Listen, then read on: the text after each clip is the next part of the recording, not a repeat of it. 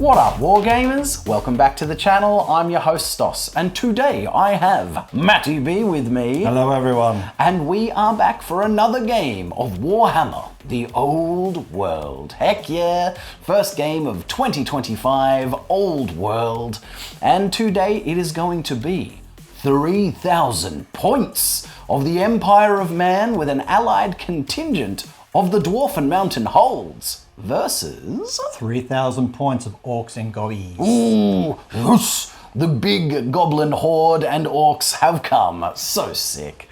So yes, after our last game of 2,500, I wanted to kick it up that extra 500 points and try the 3K. And this is my first time ever trying allies. I have never once in my history of playing Warhammer Fantasy across the editions had allies in my army. So my Empire army is not a 3,000 point army at this point. I am working on it, but indeed it is not. But I could make 2,250 points with a 750 point allied contingent of dwarves. So super sick, love that. Love to be giving it a crack. And yeah, I have one freshly painted dwarven model in this army, and those of you that saw my Christmas special already know what's coming. But we will get to all of that in just a minute. Now guys, if you enjoy my content, if you enjoy this video, go through those YouTube things for me, please. It does huge things for the channel. Smash a like on the video. If you are not subscribed and you watch my videos regularly, and there is a bunch of you that watch my videos regularly that are not subscribed, I've seen it in the analytics. Guys, now's the time. Smash that subscribe button. It does huge things for the growth of the channel. It starts, showing the great algorithm that this is a channel on the rise, and it keeps pushing it out to other people. So guys, if you're not subscribed, that's right, that's right. The Omni side. The Omni. So if you're not subscribed, guys, smash it, do it. Just click that button for me. Thank you so much. If you are an absolute champion and you decide that you want to support this channel in a financial way, best way to do that is to become a channel member, joining the channel. My channel members are the driving force behind the growth of equipment, models, battle mats. All of the new stuff that I'm getting to continually add to my games is coming straight from my channel members.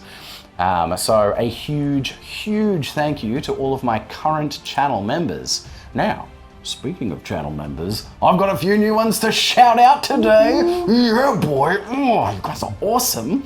So, coming in at core choice, we have David A, Zach, and Voltron.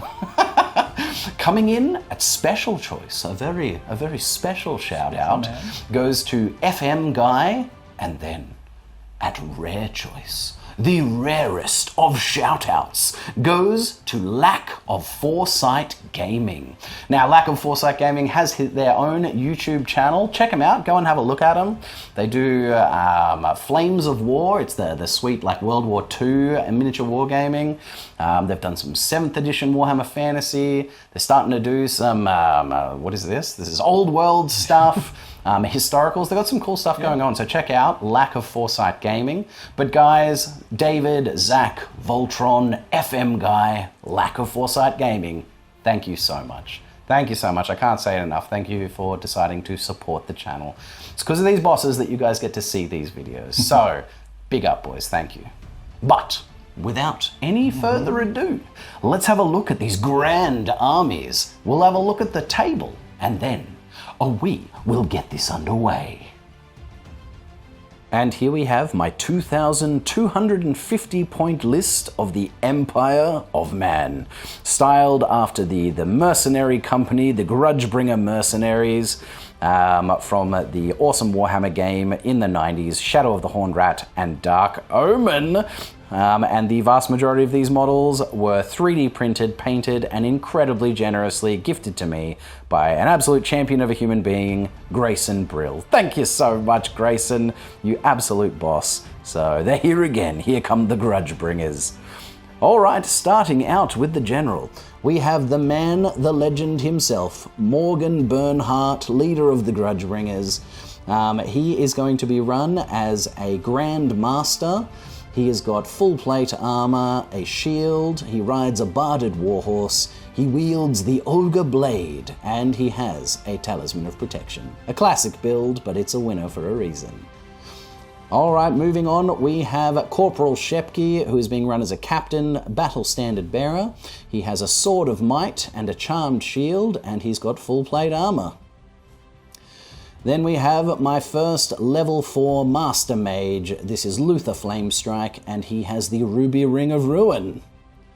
We are being backed up by a second level 4 Master Mage. This is Alor, the Elementalist, who has a Lore Familiar, which is, his little raven there perched atop his shoulder. So cool! And then lastly, for the human heroes, we have Gunther von Strauss from the Engineering Guild. He has light armor, a repeater pistol, and he has pigeon bombs with his little pigeon friend Archimedes. Alright, that is the heroes of the Empire. Let's get into the core. So we have 14 Grudgebringer crossbowmen with a marksman. Then in the middle here we have the Grudgebringer infantry. These will be 19 veteran state troops with hand weapon, light armor and shield. Just with a sergeant and musician, no standard bearer. Now this unit has 2 detachments. It has 9 Empire bowmen, Johann Keeler's bowmen, and it also has 9 of Sven Carlsen's House Infantry, the House Guard. And these will just be state troops, light armor, hand weapon and shield. Backing them up is a unit of Sven Carlsen's House Cavalry. These will be a unit of 6 knightly orders with full command, heavy armor, barded warhorses, lancers and shields. Moving into the special, we have the Grudgebringer Cavalry themselves. These guys are being run as Inner Circle Knights. There are 11 of them with full command and all of the fixins. Moving into the artillery slots, we have a mortar, 2 Empire Great Cannons, and the volley gun from hell, the Hellblaster volley gun.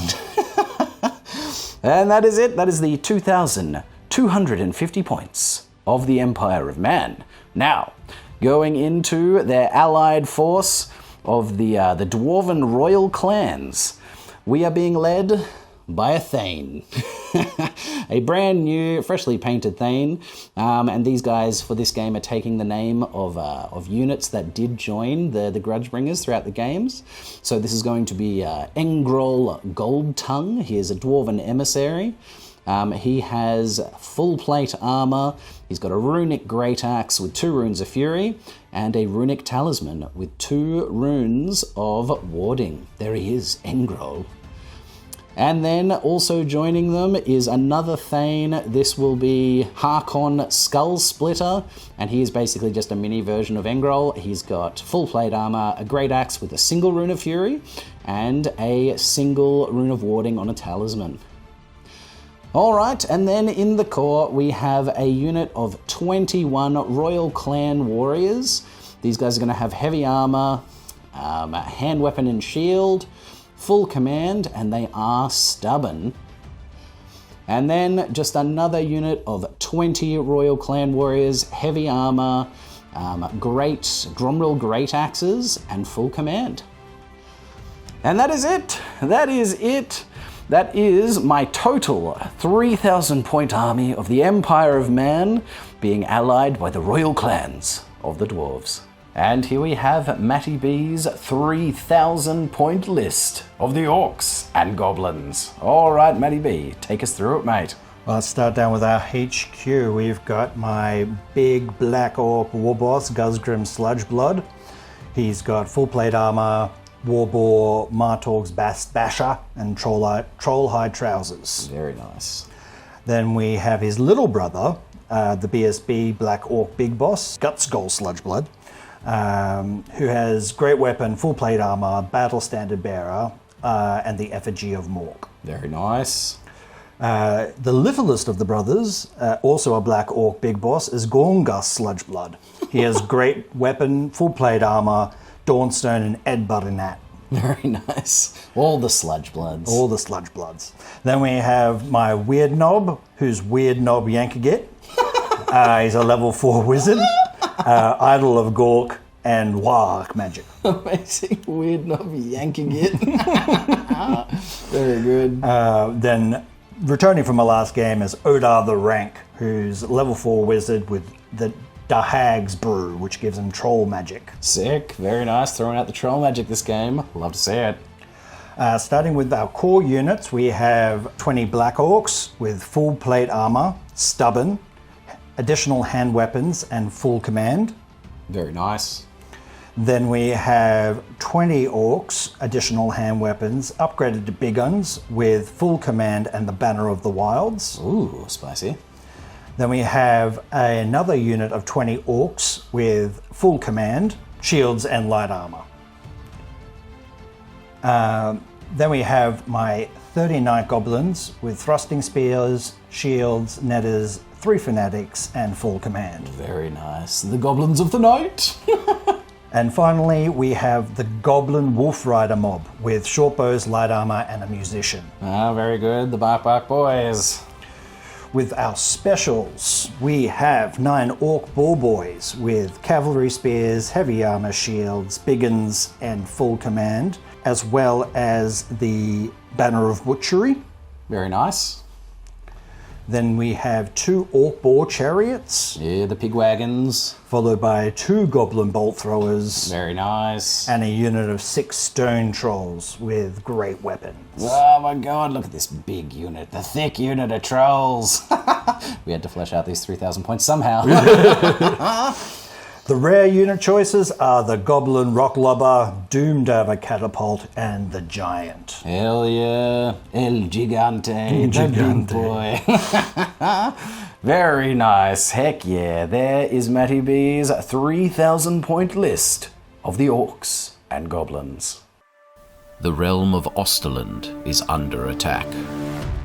A greenskin horde sweeps out of the forests, destroying everything in their path.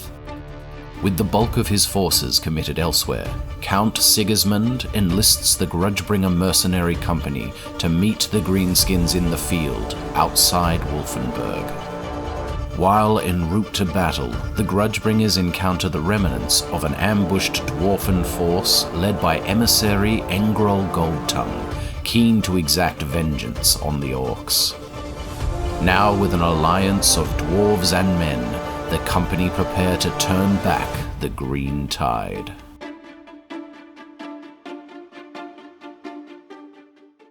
And here we are, all set up and deployed for this clash between the alliance of men and dwarves against the filthy, unwashed greenskins. That is so rude. Indeed.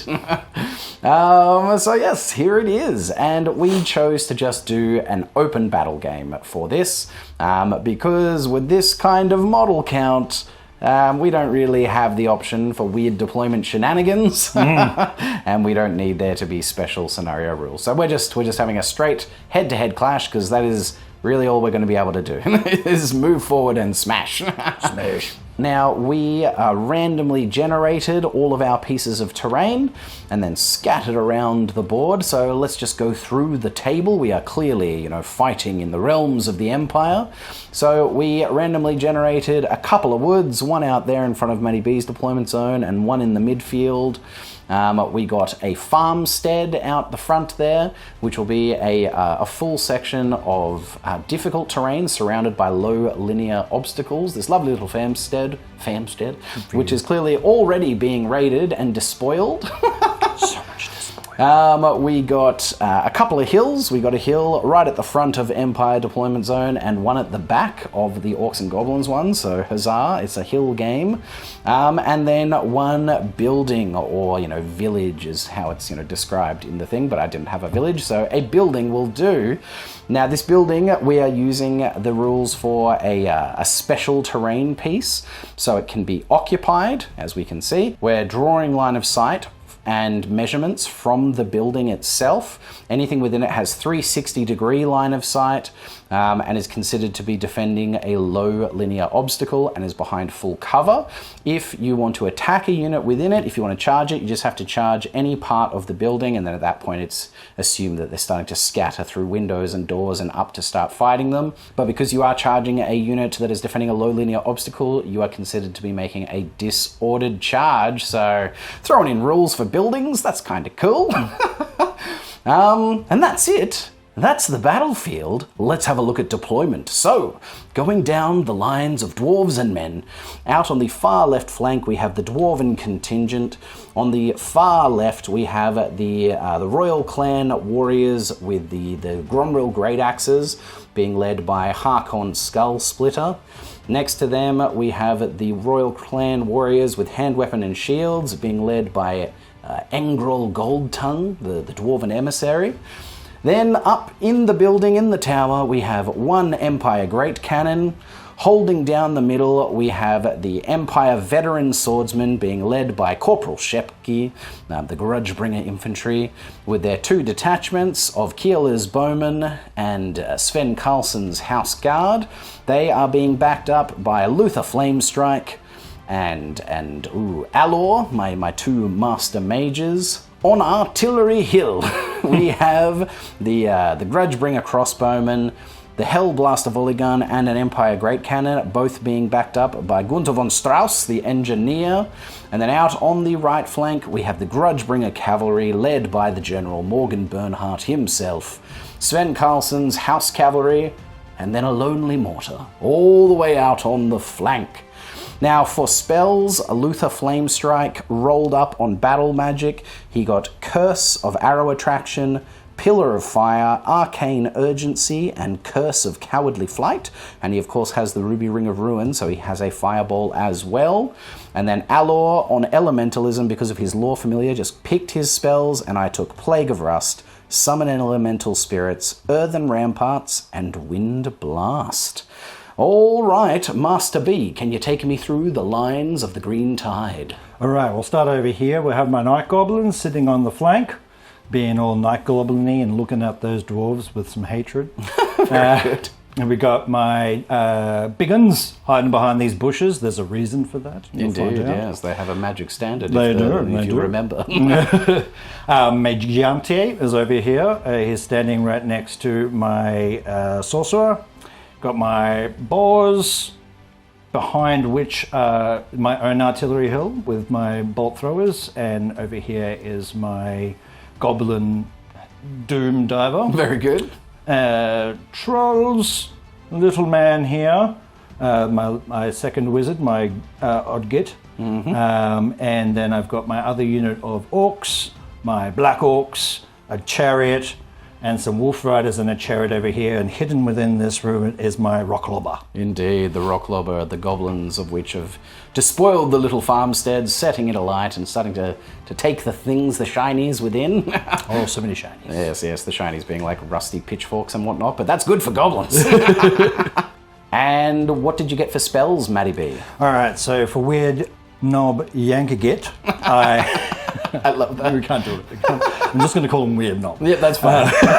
Not yank again? No. Gaze of Gork, Vindictive Glare, here we go, and Foot of Gork. Very nice. A nice little spread there. And for the Odgit, Odar. Odar, the rank.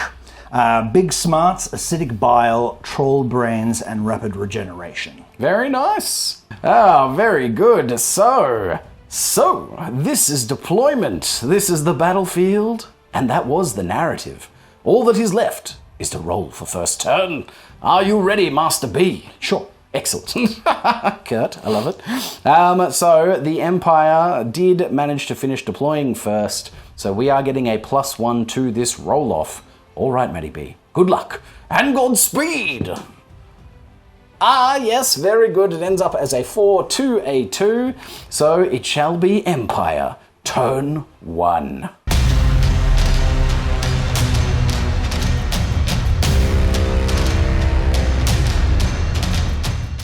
Empire turn 1, we are going straight into the conjuration phase, and Alor is going to attempt to conjure earthen ramparts. And he's just going to try and pop it on this unit of the Grudgebringer infantry, my veteran swordsman, needing a 10+.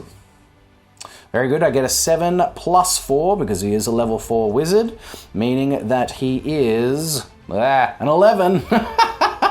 So an 11, sir. Now we are out of range for a wizardly dispel for either of Matty B's shamans. You do have one fated dispel. Do you want to use it? I'll leave it for this one. Very good. So these guys do have a 5-up ward save, a bunch of like earthen breastworks up around them. So a 5-up ward save, but they can't march or charge. Pretty sweet, pretty sweet. But I think that's it. I don't have any other hexes or enchantments that are in range at this point. We go straight into the movement phase and turn 1, so no charges as of yet, which means we go to remaining moves. So this is where everything is now. And this is where everything ends up. All right, let's go down the line. I have done some moving and grooving.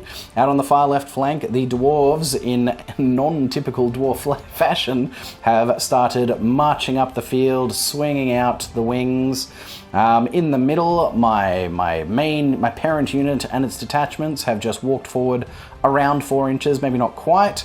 Out on the far right flank, my cavalry have wheeled and wheeled, basically again, just kind of closing the jaws, making a nice little scoop of my lines. A crescent, if you will. Obviously that stayed still. And that is it. But however, before we finish the movement phase, I am going to attempt to cast a conveyance. I'm going to try and conjure arcane urgency from this man right here, from Luther Flamestrike, and I am targeting these Dwarven Royal Clan warriors. Arcane Urgency needs a 10+, so he begins attempting to conjure the winds, speaking words of power, and a 6 plus 4 is my 10, my friend. Did I get within 24 inches of either of your casters? Let's check. We are not in range for a wizardly dispel. Would you like to fated dispel it, my friend? You need to see an 11 on the dice. Let's try it. Go for it. No. No, a 3 will not do it. Very good. So, with arcane urgency, filthy magic, gets onto these dwarves and they feel its filth washing over them. Oh, their magic resistance 1. And I'm trying to target them with a spell. I think I failed. Does that actually happen? Magic resistance only affects enemy spells targeting them. This is a friendly caster targeting them, so magic resistance doesn't come through. The spell goes off. Excellent, sorted that out. Had a bit of a brain fart moment there. So yes, time slows around the dwarves. And they are suddenly marching at double time, which means they are going to be ending up right there. So with the magic swirling around them, they think they're just doing a normal march, but then suddenly time snaps back into focus and everything else has moved slow and the dwarves have moved quick. They grumble, they spit, and they stamp their feet because they do not like it. Never cast magic on a dwarf. But they got up the field a bit faster. All right, that's movement phase done. We are going into the shooting phase. And I've got some shooting to do. Some rootin' tootin' shooting. I am going to start with this great cannon in the top of the manor. And it is going to line up on that giant. We are going at 10 inches from the back of the base. So a 10 will be a direct hit on it. An 8 will as well because it is a 2-inch base. So we are cranking it up. We're packing it with the gunpowder, lining up. The little man at the front yells, "Fire!" And we get the 8 straight up. Boom! We land straight on the front of the base, hitting the giant directly. And I was aiming in such a way that I could potentially bounce through into the Goblin Doom Diver in the back. Don't do it. So I'm going to need something reasonable to see if I can bounce through and hit that Doom Diver. Oh, it bounces 8 inches through. I think it's hitting both, Matty B. Oh dear. All right, the cannonball has landed directly into the chest of that there giant. We wound him the foot. Right on the foot. We wound him on a 2+. Come on, yes, we do wound him, sir, with Armor Bane Amazing, so no armor. And it is going to do D3 +1 wounds for the Great Cannon straight up. How many? Oh, God, 4 wounds. Damn! It knocks 4 wounds out of him. That was definitely a chest shot, my friend. Oh, yeah. Slams into his chest, leaving 2 wounds remaining. I hate it. And we did check the distance. It does then bounce, slamming through his chest, buckling him as it goes through. Slamming now into the Doom Diver catapult. Also wounding it on a 2. Ah, the roll of 1. Yes. Very good. That's fair enough. What is next? Going down to Johann Keeler's bowmen, my little detachment. 5 of them are in range of the giant. We moved, we're over half range. We're hitting on 6s. They've got nothing else to shoot at this turn, and you never know, we could chip a wound off him. Hitting on 6s, snap firing some shots on the roof. They get no hits. Very good. Well done, boys. You gave it a shot. Coming down to cannon number 2, we're going to see if we can finish that giant turn 1. So again, we're going 10 inches from the back of the base, and I'm going to put it in such a way that I'm basically going to hit the second rank of the orc biggins, so that if I get a big bounce through, I'll hit, a couple of orcs. But 10 inches from the back, they pack the tube, and... 10. Oh my god. Okay, things are going well for the cannons turn 1. So we do hit directly into the giant, and it is going to bounce through an extra 4 inches. It's probably going to hit at least 1 orc. Alright, I have hit the giant. Can we topple the poor Gigante turn 1? We are wounding him on a 2. We do wound him. It has struck home. It is doing D3 plus 1 wounds. He only has 2 wounds left. But let's see. It does a total of 2 wounds, which is what he's got. Boom! He goes down. Turn 1 giant goes down. Now, the timber roll in this edition only happens when you are in base contact to people. So Matty B and I would do a roll off to choose which way he would fall into something that he's in base contact with. So there was no way for him to fall into friendly troops in this edition. However, everything around him needs to take a panic check. Now, everything does have the general's leadership of 9. Where do you want to start, Matty B? Start over here. Starting with the biggins, leadership 9. All good. What next? Yes, the Doom Diver, same thing, leadership 9. The boss is watching, all good. Your Shaman, leadership 9 for the big boss, the war boss, love it. And now the really important one, Matty B. Shouldn't have left it to last. Leadership 9, he's probably fine. 8, lovely. Oh, that's a bit scary. Turn 1 panics, has the large amount of possibility for them to run through things and pop off the board, which is terrifying. But RIP, the poor giant, double great cannon, got the job done. Artillery is obviously still in a pretty good place because we killed it. Turn 1. All right, what is next? Next up, we are going to go the mortar, and it can draw line of sight through this gap in between the knights and the woods to the Black Orcs. And it is going to attempt to mortar the center of the Black Orcs. So a mortar is the 5-inch big blast template, gets centered in the middle of the unit. And we roll these dice. Let's see what we get. Hoyo! That, my friend, is a direct hit. Oh dear. I don't like. Oh diggity damn. There she is. All right, we will get the template out, and we'll see how many of these blackest of orcs are getting clapped. All right, we have 9 orcs completely under the template and automatically hit, and then we have 6 on either side of the template being partially clipped. We do have the orc boss, so the champion of the unit, and the big boss, the battle standard bearer, are in the hit pool. So let's just do the lookout sir straight away. Matty B, let's do a lookout sir for your orc boss, the champion, on a 2+. Loves it. He pulls an orc in front of him, and then the big boss battle standard bearer on a 2+. Very good. So both of them dive out of the way / grab one of their friends and push them in front of them. So regular orcs in the hit pool. These 6 will be coming into the hit pool on 4+. Get in the pool, boys. The water is fine. Yes, only one of them. Very good. That's something. And then this is a strength 2 weapon, although one of them directly under the dot is hit by a strength 6 AP3. So one of them is just getting killed on a 2.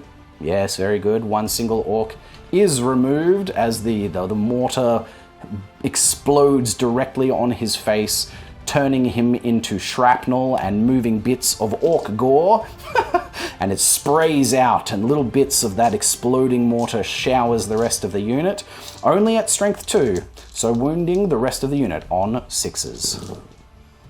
Not a 1. Not a single 6. Ouch. But one of those orcs is turned to green and, blackish paste. Blah! And the rest of them chuckle as they wipe pieces of their orc compatriot off their armor. I didn't really like him anyway. Exactly. They care not at all. All right. Oh, my cannon slid off the hill. I'll fix that up in a sec. That just leaves my crossbowmen left. My crossbowmen have 2 kind of targets they could go for. They could go, the entire unit is in range to go for the Black Orcs, or the front rank plus 4 of them, 11 of them are in range to go for the Orc Boar Boys. I am going to continue to pick on the Black Orcs. So we have 14 shots, but we do have a marksman in the unit. This is Corporal Fletcher, and Corporal Fletcher has +1 ballistic skill, so instead of hitting on 5s for long range, he is going to hit on 4s. Ah, Fletcher, stop drinking before the battles, mate. God damn it, he's always having beers, old Fletcher. A couple of ale jacks. All right, and then, oh God, drop dice never count. 13 other shots hitting on 5s because of range. Boom. Oh no, I don't know where that one went. Was it that one or that one? I'll just assume it was the miss. Did you hit 2? 2 hits, boo! 2 hits, alrighty. These are strength 4 to toughness 4 orcs. We're wounding them on 4s. We get a single wound, sir, and it is the armor bane goes off, which means -2, which is a single 6-up armor save, my friend. Give me a 6. You get it, my God, with your huge rolls. They're the only ones that work. My God. All right, that is all of the conventional shooting. I've got a couple of extra things I can do. I have pigeon bombs from this man. Pigeon bombs have 24-inch range, so not in range of anything. I could throw out a couple of templates, my magical vortexes, but they are also, 12 inches and 15-inch range. So no point in throwing them out at this point. So that is it. That is it. All in all, it was a pretty successful shooting turn. I did manage to kill a giant with 2 great cannons. But that is it. That is the end of Empire, turn 1.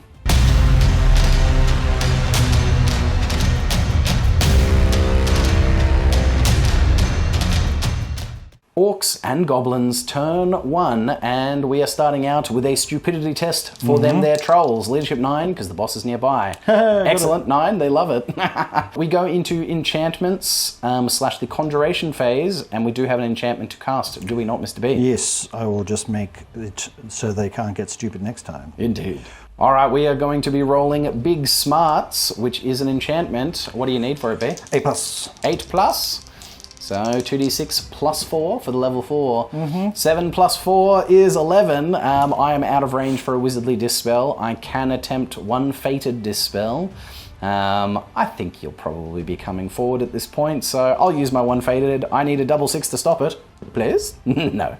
Very good. Big Smarts does go off, which basically just gives an aura of re-rolling failed stupidity tests, which is pretty great. Pretty great when you've spent that many points on non-trolls. That's the end of the conjuration phase. We go into the movement phase. No charges to declare at this point. Nope. No charges. So we go on to remaining moves. This is where everything is now. And this is where everything ends up. All right, Matty B, give us your movement phase wrap-up, please, sir. Yeah, we'll start over here again. Just did a big march forward, preparing for something in the future. Very good. Night with Goblins. my Night Goblins, and then because I have my fantastic little standard, I just walked straight through the bushes of the march. Yeah, what is it, like the Standard of the Wilds or something the Wilds, like that? Yeah. With a Z, obviously. The Wilds. Yeah. Very good. To keep my odd get or weird odd knob out of the way of dispelling, I moved him here so I could be in proximity with another unit of infantry. Yeah, so he can't be targeted. And then Marchies, well, semi-Marchies, trying to keep out of range of being countercharged. Similar with my trolls, and then similar with everybody else here. Coming down to where I did a sort of wrap around, trying to get some shots maybe next time with my little bowmen on my wolves, and that's pretty much it. Yes, the whole army basically surging forward, getting close, but not so close that I can get a charge off with most of my stuff. He has given me some potential charges with my cavalry on the right flank. But that is movement phase done. We are going into the shooting phase. What would you like to shoot or cast to begin with? I'll start with some casting. So I think I'm going to try a Vindictive Glare magic missile because I've got the Idol of Mork. I can add an additional 3 inches to all of my spells. Yes, the range. Indeed. So my Vindictive Glare is 24, so I can hit these archerinos. Yes, unfortunately, currently only the archers are in range. Yes. All right, roll it out, Matty B. Let's See what you do it. get. What do you need? That's an 8+. Very good. Rolling 2d6 plus 4. Oh no! That is enough. That is an 8. Oh, that's right. You don't have it. Now, yes, exactly. I used my one Fated Dispel. Boo me. Could have used it on that. All right, mate. So it does what? A single strength 7 hit? It's a single strength to the head with multiple wounds, D3 special rule. Fantastic. You'll kill one of them on a 2. On a 2. Use the magic missile thing. Indeed. Yay. So one of these boys gets plapped as he gets glared at and he withers visibly and turns to mush. And then for the Gork? Yes, Foot of Gork. So again, it's going to have a +3 to which range, so making it 18. And I'm just going to send it straight up the field. So basically there is where I'm hitting it. And that is the large template. So let's roll on that. So I need a 8+ on that as well. 8+. That looks good. Yep, that is good. All right, let's get the template out. The great Foot of Gork comes slamming down into the Empire lands. Boom! Shaking the earth, preparing to potentially start stomping around somewhere else. Very cool. Love it. All right, what is next? Shooting, I might start with... Let's go with my rock lobber. Ah, the lobber of rocks. Very good. What are we going to target here, Matty B? All right, targeting the Grudgebringer cavalry with the rock lobber. We need the scatter and artillery dice, Matty B. Just put it over here for me. That's a direct hit. Oh, yay! Boy. We'll be back with how many of these knights are getting clapped. All right, so we have a bit of a strange situation here that I've realized that I never quite understood properly before. So in the past, when you would have a template, one model that is directly under, that sits under the dot, is hit directly and takes the extra damage. We all knew that. However, in this edition, any model whose base is partially under the central hole is hit automatically. So in this case, because it's centered over these four cavalry, 4 of these cavalry have their bases partially under the central hole, so 4 are hit automatically, as well as 2 partials on either side. So 4 partials total and 4 hit. However, only one of the guys that is under the central dot takes the extra strength and extra AP hit. But then comes the question, how do you determine which one of those models, if there's a character in there, takes that extra strength hit and that extra AP? So we're just going to be rolling for it. But that is what we've ended up with. You can see over here we have our pools. So we've got 4 that are under the dot and 4 that are partially hit. Now we do have the General, Morgan Bernhardt, and the Champion of the Grudgebringer Cavalry under the dot, so we've got a couple of lookout sirs here. So we'll start with the General. Does one of his horsemen wheel and push him out of the way with his horse? It does, fabulous. And does one try to save the sergeant of the unit? They do. So it is just regular boys, which in this case means that it's moot. It is just the unit, one of the unit guys is taking the extra hit. But again, if one of those guys was in that hit pool under the template, we'd have to randomly determine whether the unit was hit or whether one of the characters was hit. A strange thing and something that I had never realized before, but there you go. So, Matty B, we do still have 4. We got 4 in the partials. They're coming into the hit pool on 4 pluses. I'll bring it over here. Oh, thank you, sir. Oh, yeah, nice. Get a nice average roll. 2 of them come in. Very nice. All right, so one of these boys, one of the ones that, wheels Morgan out of the way, is hit directly and is getting killed on a 2+. Ooh, he does get wounded.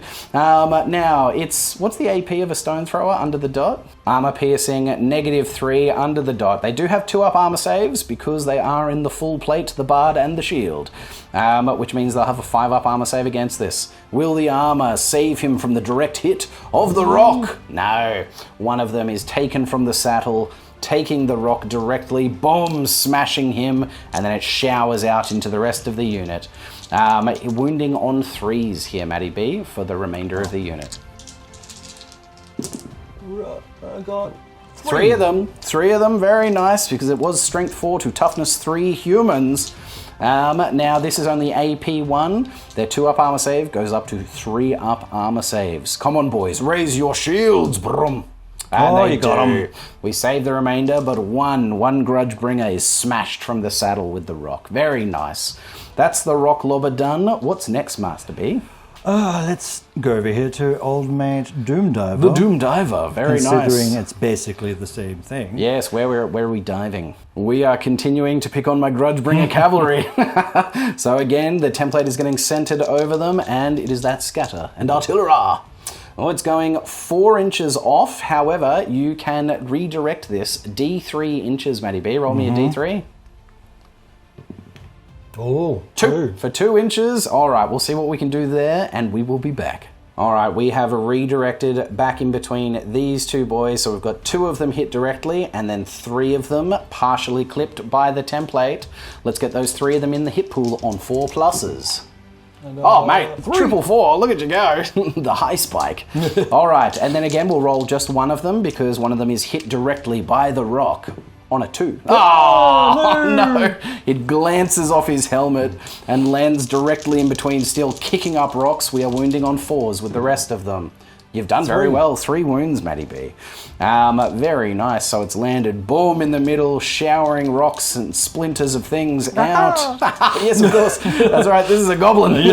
Has cleaned off and landed. Bits of bone and metal hat are flying everywhere. We have 3-up armor saves against him. Oh, 2 of them are failed. 2 of the noble Grudgebringers are taken from the saddle, killed by pieces of goblin bone. Disgusting. Oh, brutal. Brutality. Worth noting, they have taken 25% losses. However, in this edition, they do need to take more than 25% losses to proc a panic check. I've always just been doing it once they take 25. It's got to be more. So they would actually need to at least lose 1 more wound. However, the point is moot because they are immune to psychology because there's a Grand Master within them. Huzzah! Huzzah, Grand Master! Huzzah! Now we are going the short bows of the Goblin Wolf Riders. There's only 3 of them that can see because the skirmishers are all clumped up, so 2 in the back cannot see them. Hitting on 5s for range. No hits. No hits. They twang off their filthy little bows, but none of them hit as they lope forward with their wolves. Do we have anything else to shoot? You got bolt throwers still. Yes. What do you want to shoot with your bolt throwers? Pretty much anyone I want. Okay. Those guys. Very good. All right, so the first bolt thrower is going to be shooting at my dwarves. Are you over 24 inches? Over 24 inches. So we need a 5 to hit here with the bolt thrower. The little goblins crank the pulleys and... 6. Oh, they've gotten a hit. Amazing. That's pretty spicy. All right, mate, we are hitting. It starts at strength 6, I think. Yes. So we are wounding the first guy on a 2. Yep. Oh, we get a wound. Very nice.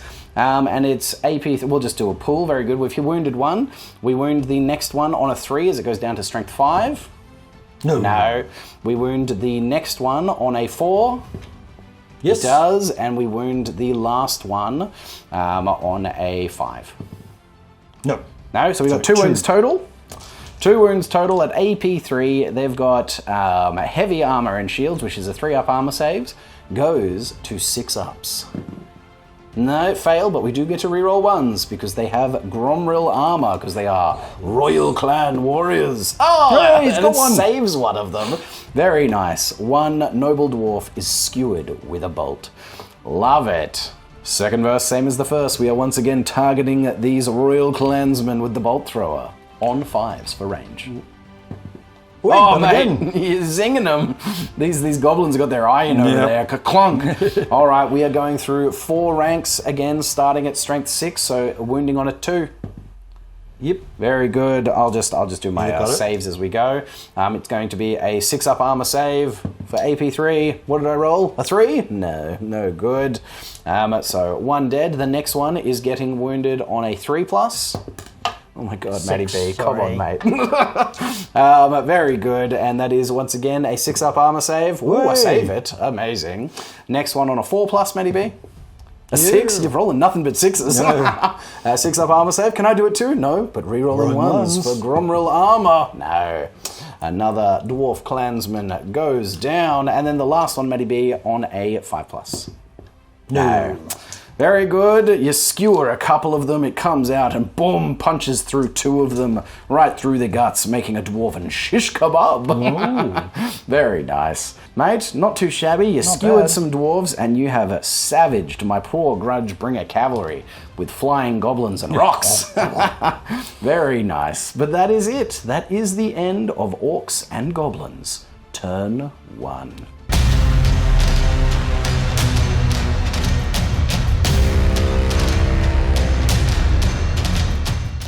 Empire and Friends, turn 2. And at the start of my turn, Matty B has elected to release the fanatics. They have stuffed their mouths with hallucinogenic psychedelic mushrooms and thrown them out of their unit, preparing to have the whirling dervishes do their whirling business.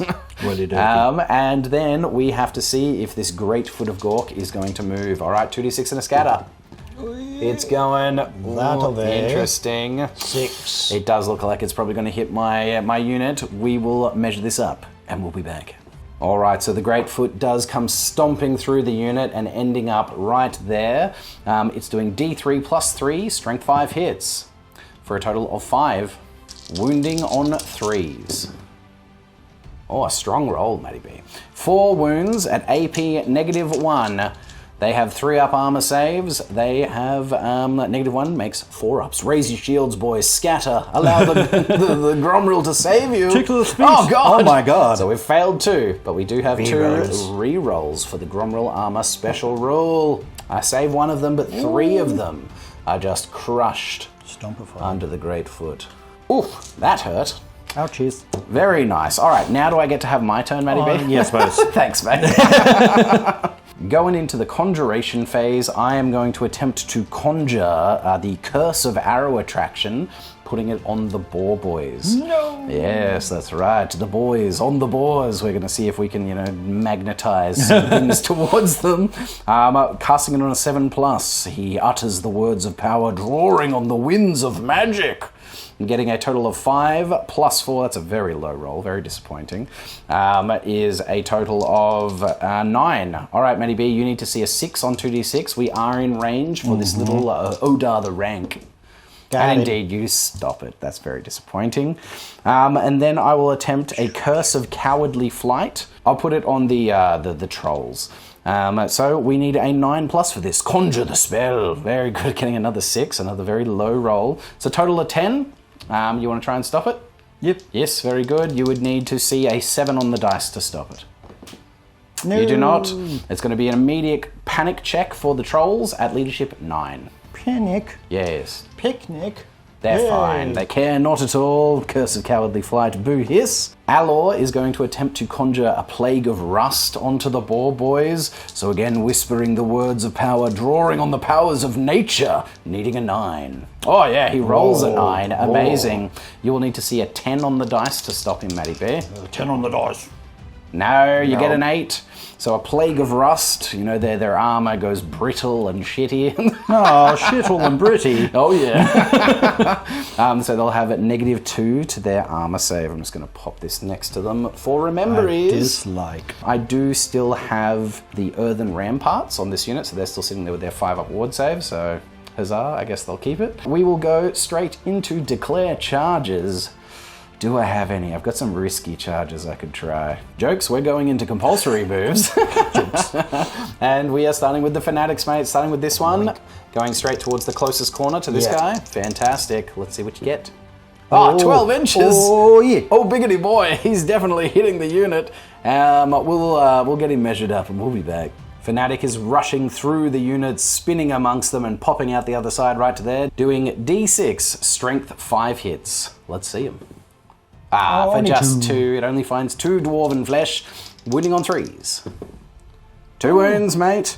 AP 3 means 6 up armor saves.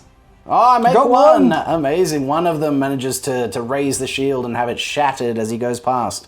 But one dwarven man is turned to mulchy bone and crushed meat as he gets smashed with this enormous ball and chain. All right, matey, we've got 2 more of these to do. Where's the next one's going? To this guy towards that corner. Straight towards that guy there. Fantastic. 2d6. Look, 5 inches. Looks like it might be enough. Let's have a look. Stopping right in front, just here. Ooh-wee. And Fanatics are exempt to the 1-inch rule. They can get as close as they want without touching. All right, Matty B, last one. You might just go that way. You coming this way towards them? Yeah. You crazy man. All right, let's see it. No. 4 inches now. All right, we'll get him moved. Spinning his way to glory, right there. Or lack thereof. Indeed. Now we are on to declare charges. So, and I'm doing some. I'm going balls to the walls, ladies and gentlemen. The walls are covered in balls. So I am going to charge with my Grudgebringer cavalry into the Black Orcs, declaring it.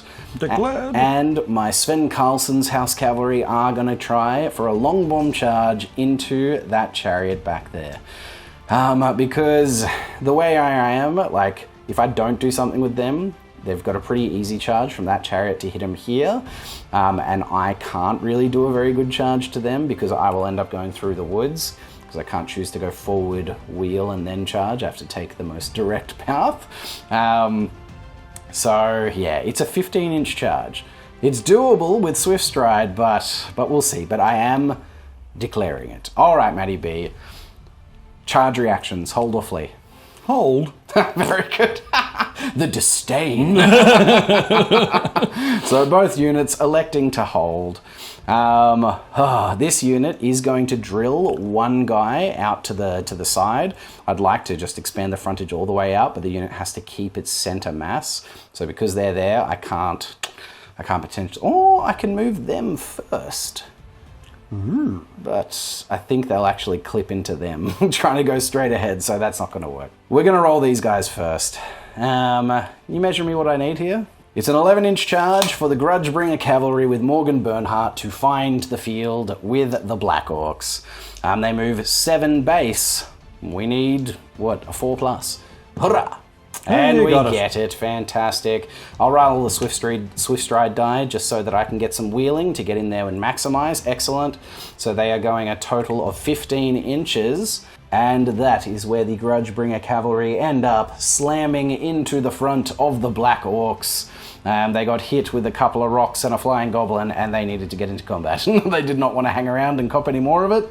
And now Sven Karlsson's house cavalry need a 15-inch charge to get to that chariot. We start at movement 7. I just need to see high dice all day. High dice, baby. Come on! Oh, we get a 6 immediately, which is pretty good. It gives me, what, 13? So you need a 2+. A 2+ will get me there with the Swift Stride die. Oh, baby. Yes, fantastic. We make it. We'll get them moved in. And that is where Sven Karlsson's cavalry end up, slamming into the front of that chariot. Epic stuff. Love to see it. Very lucky for the Empire making those charges. I have gotten out of the vision arc and charge arc of that chariot now. Lucky stuff. Woo! That was spicy, ladies and gentlemen. A spicy meatball. But that is charges and move charges done. We go on to remaining moves. So, this is where everything is now. And this is where everything ends up. All right, out here on the left flank, these dwarves have just, basically wheeled to start facing them. Only reason being is because if they lost a fight and we're on this weird angle over here, they're starting to get pushed back towards the table edge, and I don't love that, so they've straightened up to avoid that horrible, horrible outcome. And then over here in the middle, My Carlson's House Guard have just kind of wheeled out to the flank a bit, potentially getting ready to maybe do fun detachment things. And Alor has come out as well, preparing to start attacking things with magic and whatnot. But that's it, that's all my movement. So we are going into the shooting phase. Starting with the mortar, and we are picking on the pigs this game. Well, yes. But particularly this turn. We are, it's Operation Kill the Pigs. So, we are centering the template over them. Scatter and Artillerar. Where does she go? Nobody knows! 8 inches off. That is, it's looking a little spicy over there for those I don't like that. We'll measure it up. So the mortar has ended up landing right here, right beside, exploding on the ground right beside that unit, giving us 2 fully covered by the template, automatically hit, and 4 partially clipped. Let's see how many of the clippies come into the pool. Clippy long stockings. Very good, 2 of them come in. It is only strength 2 as these little shrapnel pieces smang into the side of the unit. We're wounding on 6s. A single wound, my friend. This is AP2, which means we just shear through the face of one of those big uns. One big orc is put down with little pieces of shrapnel. No. Very good. Coming down with the cannon in the tower, and it is going to aim straight at the boar boys. I'll go, you know what, just in case I get a horrible lookout, sir, I will have it going through the general. So 10 inches from the back of the man behind the general, essentially. What do we get? They pack the tubes, they angle the cannon, and... 10, all right. Damn. So we are instead just sailing over the back and hitting 1 orc. That was, I actually didn't think that properly through, but that's all right. We hit 1 of them, and oh hell. We'll bounce an extra misfire so it lodges straight into that 1 orc in the back. It kills that orc, it wounds that orc on a 2. It does, mate, with Armor Bane, amazing. So 1 orc is just struck from the saddle. Yes, with the cannonball just bang straight into 1 of them. 1 goes down, that's a good start, but that's just the beginning of the pain. Oh yeah. Second cannon, but this one is in the flank of those cavalry, which means I can get a big juicy bounce through. And I have decided to go 8 from this side of this model's base, so that if I roll the 8, I hit him and then bounce through the whole unit. If I roll a 10, I'm probably starting at the general and then bouncing through. And if I roll low, I might not get there. But I think this is one of my better odds, so needing an 8. A roll of 8 will get me straight onto that model and then hopefully through the unit. So this little bad boy over here packs the tube, they winch the pulleys, they do the things, and a 10! So I have missed 2 of them and I am landing straight on the general. And then bouncing an additional 4 inches through. So I'm hitting 3 models, but starting with the general. We need a 2-up lookout, sir, for the general. Matty B, this is important. Yes, it is. He's all good, yes. He wheels his boar out of the way, seeing the puff of smoke and hearing the crack as it comes forward, wheeling out, and another boar boy takes it instead. So we are bouncing through 3 boar boys, wounding them on 2s.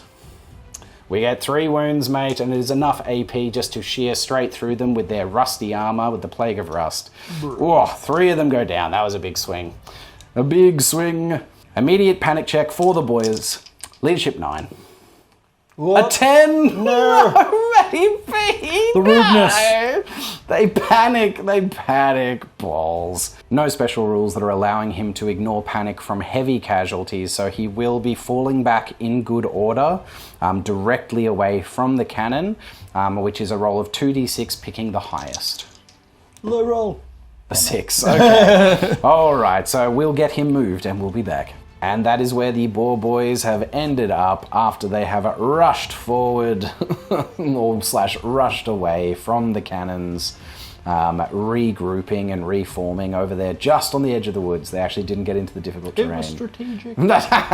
Indeed, a strategic withdrawal. And it has gotten them out of range of my Hellblaster volley gun, which was absolutely going to be smashing them this turn. So Well, there it is. It was a good outcome, but maybe just the wrong order of operations for me. I maybe should have shot the Hellblaster first, but such is life, swings and or roundabouts. Let's start unleashing on some other targets. I am worried about these Orc boys ending up in the flank of this unit if this unit pushes and pulls in a strange way, so I kind of want to soften them up because I'm worried about them getting into me. So I am going to shoot my Hellblaster volley gun into those Orc boys. So I'm going to be rolling this artillery dice 3 times to see how many shots it has this turn. All right, they start to crank it up. This is its first unleashing. You know, the boys are a little nervous. They haven't shot yet this game. The first unleashing shall be 2 shots. All right, 2 plus 2 is 4. Come on now, give me the 10. 6. All right, not too bad. A total of 10. 10 shots. We didn't roll a misfire, so we do have the engineer here. So Gunther von Strauss is going to step up to the machine. He's going to use his little binocular headset thing that he's got to range find at this unit. So he'll be using his ballistic skill, guiding the pulleys and whatnot. So instead of needing 5s for range, we need 4s.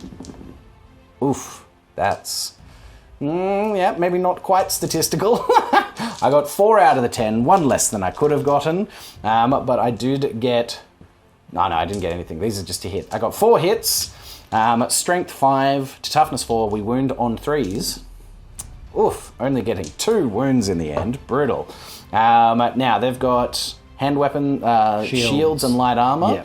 Very good. So one of them is armor bane, so no armor save, and one of them will be a 6-up armor save for AP1. 6 up? No. 2 Orc boys are put down in a puff of smoke as the barrels unleash. Dung, dung, dung, dung, dung. Even with the eye of Gunther von Strauss still not able to guide the shots in an effective way. Sad. Let's go. Oh, we're going to do my pigeon bomb. Pigeon bomb. Let's see what we get. We unleash Archimedes. Fly, Archimedes. No. No, that's very bad. Oh, no. Bugger. Bugger. All right, so we get bird brain. Confused by the tumult of battle, the pigeon returns to its handler. Center a small 3-inch blast template over the model that released the pigeon bomb. Any model whose base lies underneath the template risks being hit and suffering a single strength 4 hit with an AP of 1. Bugger. So it obviously hits him, and it has clipped the Hellblaster volley gun. It does not touch the cannon, unfortunately. So the Hellblaster is in the hit pool on a 4+. It is not. Lovely. And then it is a strength 4 hit to a toughness 3 Gunther von Strauss, wounding him on a 3. It does wound him, and it goes straight through his armor, so he has 1 wound remaining. Oh no. 1 wound remaining for Mr. von Strauss. Lame. Grudgebringer crossbowmen sighting their crossbows down at those Orc boys. They see the danger they are posing to the flank of their general, the Grudgebringer himself, Morgan Bernhardt. And so they are going to try to drive them off in support of the main man. Starting out with Corporal Fletcher. He's had a turn to maybe sober up a bit. He needs 4s to hit for range. Damn you, Fletcher. God. No, Fletcher, drinking again. Always. To bring more ale. You got ale in your pack, don't you, Fletcher? Bring more arrows, less beers. The rest of the unit will be hitting on 5s. Ooh. Getting a total of 3 hits. I think I should be getting at least 1 more. But alright, 3 hits. Strength 4 to toughness 4 orcs. 4s to wound. Oh, very nice. 2 wounds at AP 2, so it does go straight through their shields, mate. Punching through Orc shields as they try to raise them, but boom, through the shields into chests and Orcish faces. Not too shabby. Alor is going to attempt to conjure a wind blast to see if he can drive that unit of Orcs back and also do some damage to them. So he attempts to pull on the elemental forces around him.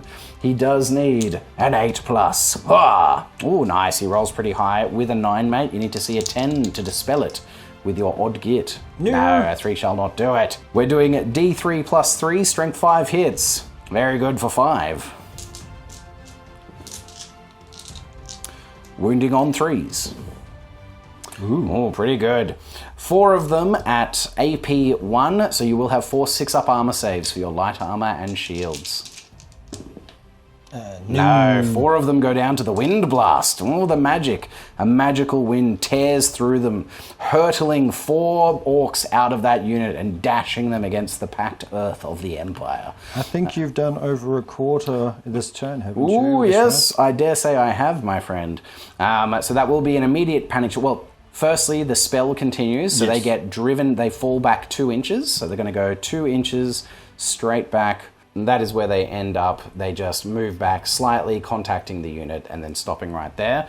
Now, we have done enough for a panic check, and they are down to leadership +1 because of their warband rule, and they still have a rank, so leadership 8.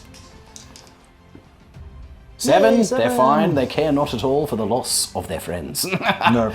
Alor is going to attempt to conjure an elemental spirit, a magical vortex, needing a 9+. He gets an 8, my friend, so you will need to see a 9 on the dice to stop it.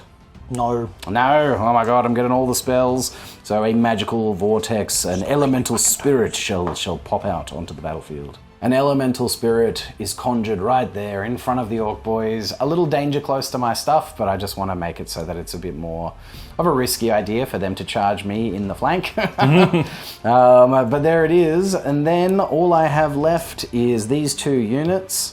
I will start with my bowmen. Keeler's bowmen are going to shoot out at the boar boys. We are at long range, so we need 5s to hit.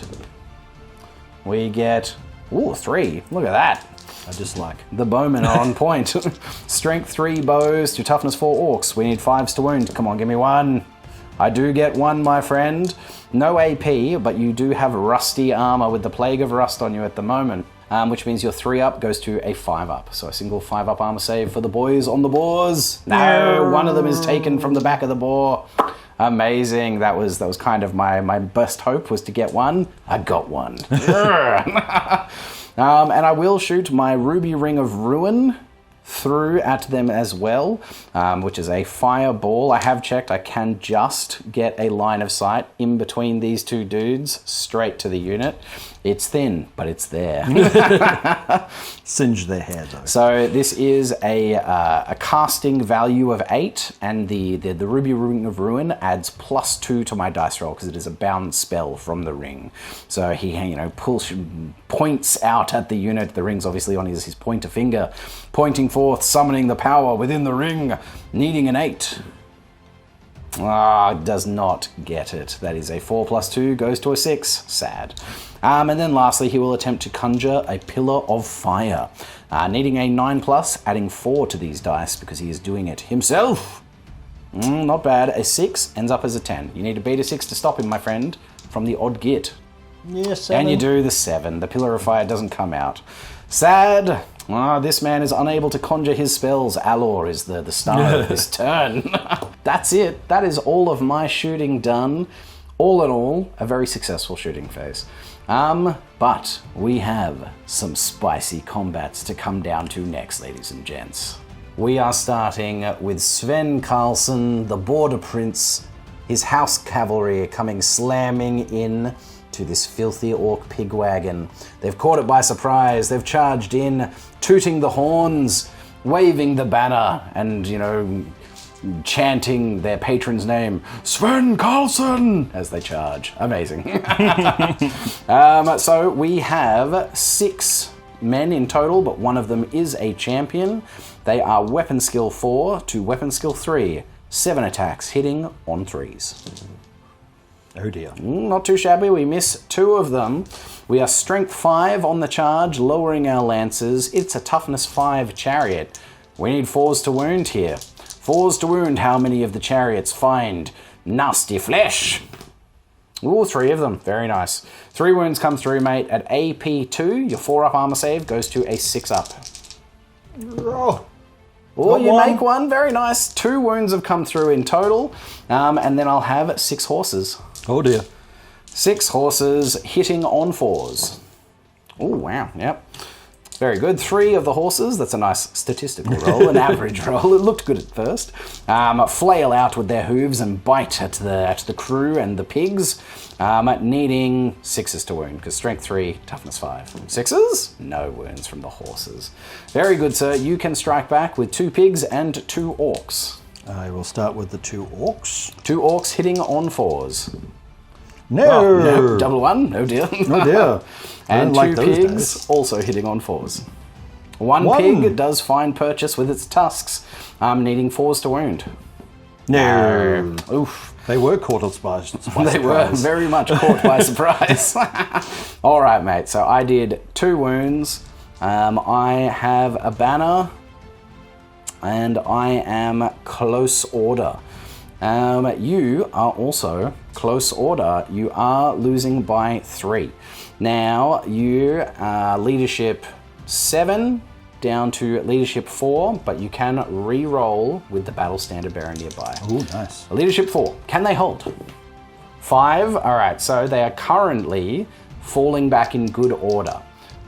So you can choose to re-roll that because it could end up as a worse result if you roll really high. Okay. So falling back in good order means that you are going to, basically go straight away from them.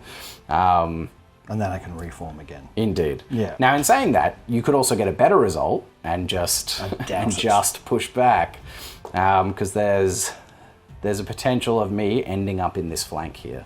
We are going for the reroll, hoping to be able to hold and just get pushed back here. No. So they are still going to fall. They're going to fall back in good order.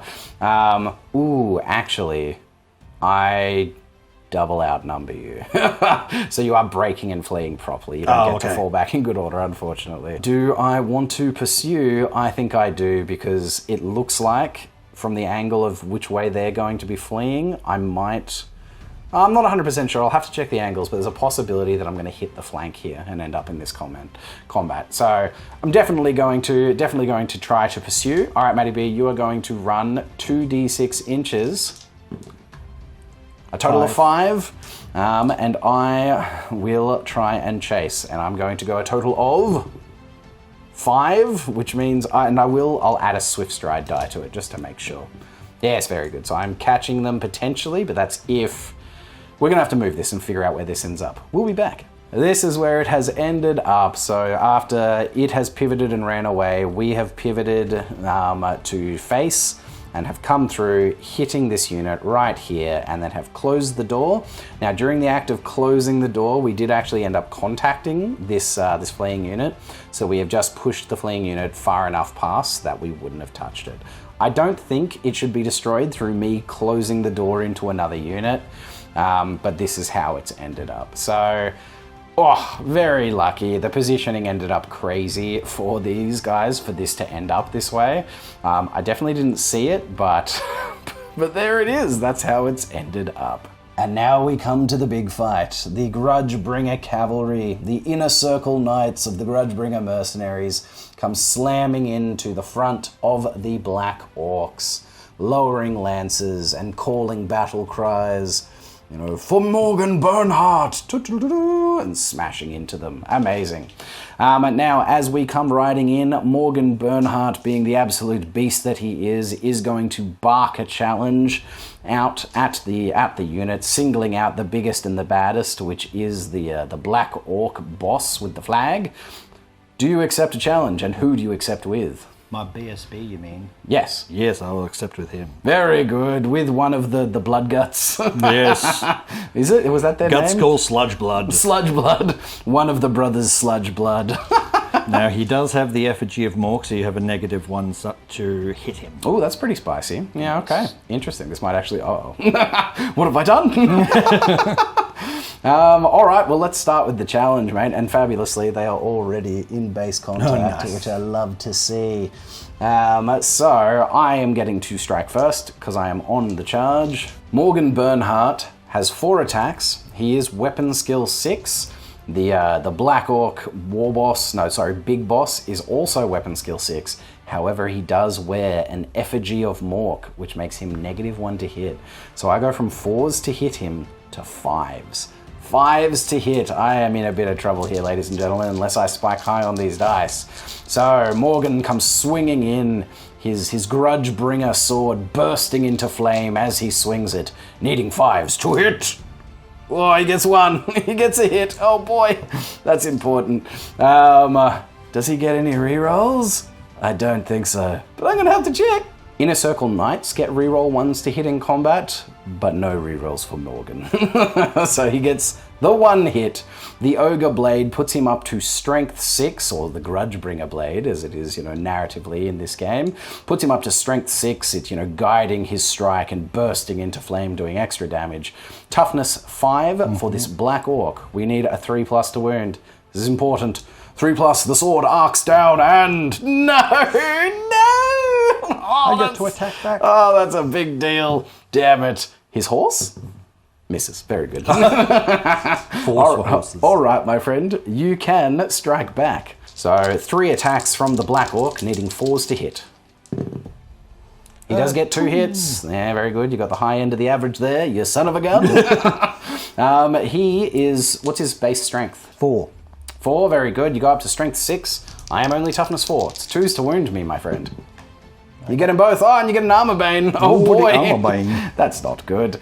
So I have a 2-up armor save, which is -2 for one of them and -3 for the other. So I've got a 4-up and a 5-up armor save. Oh my god, this has gone so poorly. So I'll do the 4-up armor save first. Does the full plate and barding and shield turn the great axe of this mud guts, please? Sludge blood. Sludge blood, sorry. I don't, I fail it. He's taken a wound, and then a 5-up armor save. Well, I will still have wards. 5-up armor save from the cleaving blow that is Armor Bane. 5-up, come on. Yes, I save 1. And then I am wearing a talisman of Sigmar, which could turn the blade. He's got something on a chain under his armor, a little piece of Sigmar's something.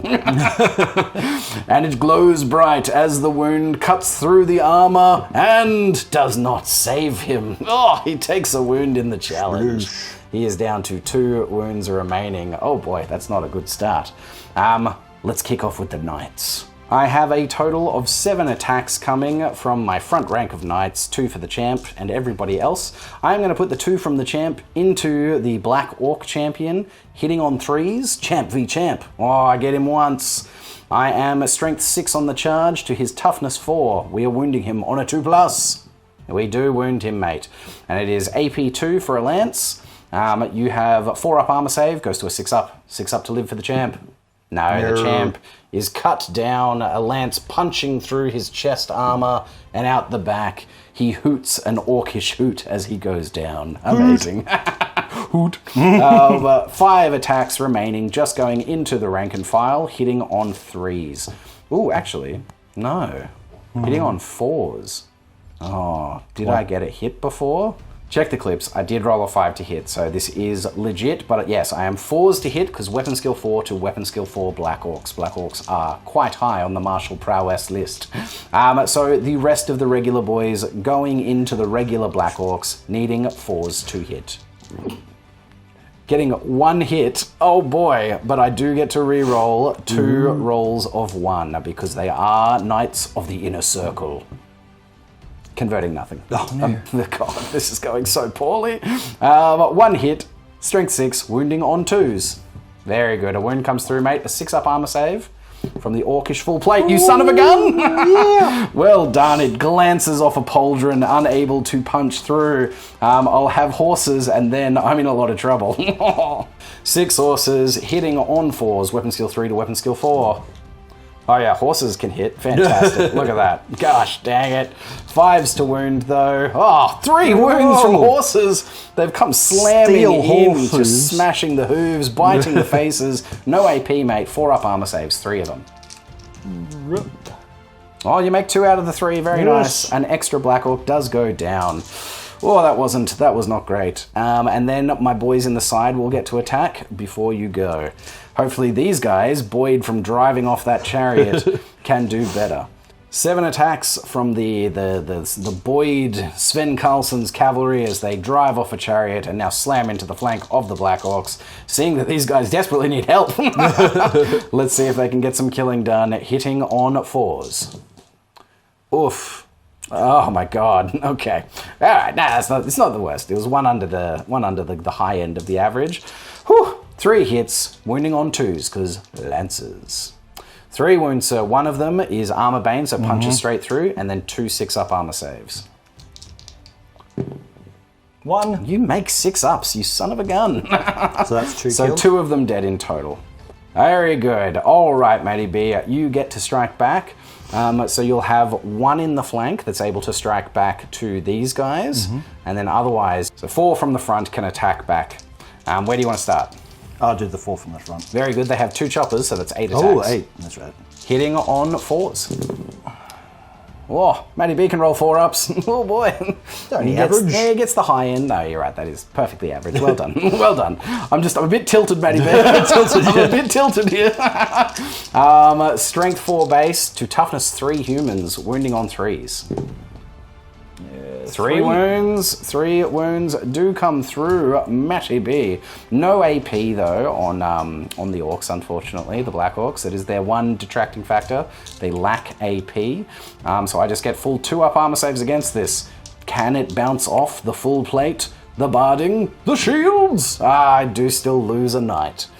1 knight goes down to the flailing axes and mauls and filthy boys, bringing them down. Boys. Boom. And then you get 1 to the side into these boys. 2 attacks. Hitting on 4s. A single hit. Wounding on 3s. A single wound. A 3-up armor save, because these boys do not have the full plate of the inner circle. And it still bounces off. Oof. All right, mate. Well, you did much better in that combat than I ever expected you would. But let's have a look how it went. So, I did a total of 4 wounds. I have a flank charge. I have 1 banner. Or do I get 2 banners? I don't know if I claim multiple banners from multiple units. So it looks like in this edition that multiple units with a standard each add their standard to the combat result pool, which I didn't think was the case, or at least it wasn't in older editions. But looking in the rulebook, I can't find anything restricting it to be 1 standard per combat. So put it in the comments, guys. Find me a page number, quote me a page number, and tell me where it says only one of the, if there's multiple units in combat, only 1 standard counts. Because I can't find it, but we're moving on. So I'll just do it again. I did 4 wounds. I have 2 standards in the combat. I have 2 close order units in the combat, and I've got a flank charge. Matty B has a wound and 2 standards. 2 wounds, thank you, sir. Yes, 1 in the challenge as well. So Matty B would be losing by 5, but rather than rolling this, he has upgraded these Black Orcs to be stubborn. So rather than rolling, even though he is, I'm actually not sure if he's double outnumbered, but it doesn't matter because stubborn ignores it. That, yeah. So he is just going to be falling back in good order. So rolling at 2d6, taking the highest. Oh, sorry, I didn't see it. I had to choose whether I was following or not. Oh, right. Before you rolled it. Okay. Yeah, I'm going to chase. Both of the units are chasing. Yeah, it's 5. All right, very good. So they will go back 5, and then we'll roll mine up. That is where the Black Orcs end up. So because our centers were slightly askew, they started going back ever so slightly this way, popping through each of the units, popping through this one, and then this one, ending up right there. Messy fleas. I'm going to try and pursue. These guys are going at 2d6 pursuing, which means they're going to be pivoting on the spot to face, center to center, and then hitting, probably going straight through that chariot and killing it. 2d6, and I will add a swift stride die of 6 to 9. We'll get them moved. Ending up like that, running straight through the chariot, running it down, killing their foe that they started the combat with, and then slamming back into the front of the Black Orcs. These guys now are also going to pursue. 2d6, getting 8, swift stride die, amazing, getting all of the inches. And where it's looking like, so they would again pivot to face them directly, and they are going to end up contacting that unit in the flank. Oof. Ouch. Well, let's get them moved. And that is where the Grudgebringers end up drilling out their last dude from the back rank into the front rank before hitting and clipping. Oof, that was a big round of combat, and the interesting way that, fleeing and falling back rolls out this game continues to surprise me. I had no idea that this is where all of this was going to end up. Very cool. All right, and there it is. That was a big turn for the Empire and Dwarves. A huge amount of stuff happened out there on that right flank. We drove off the Orc general with cannons. But that is it. Let's see what the Orcs can do in their strike back. But that is the end of Empire. Turn 2.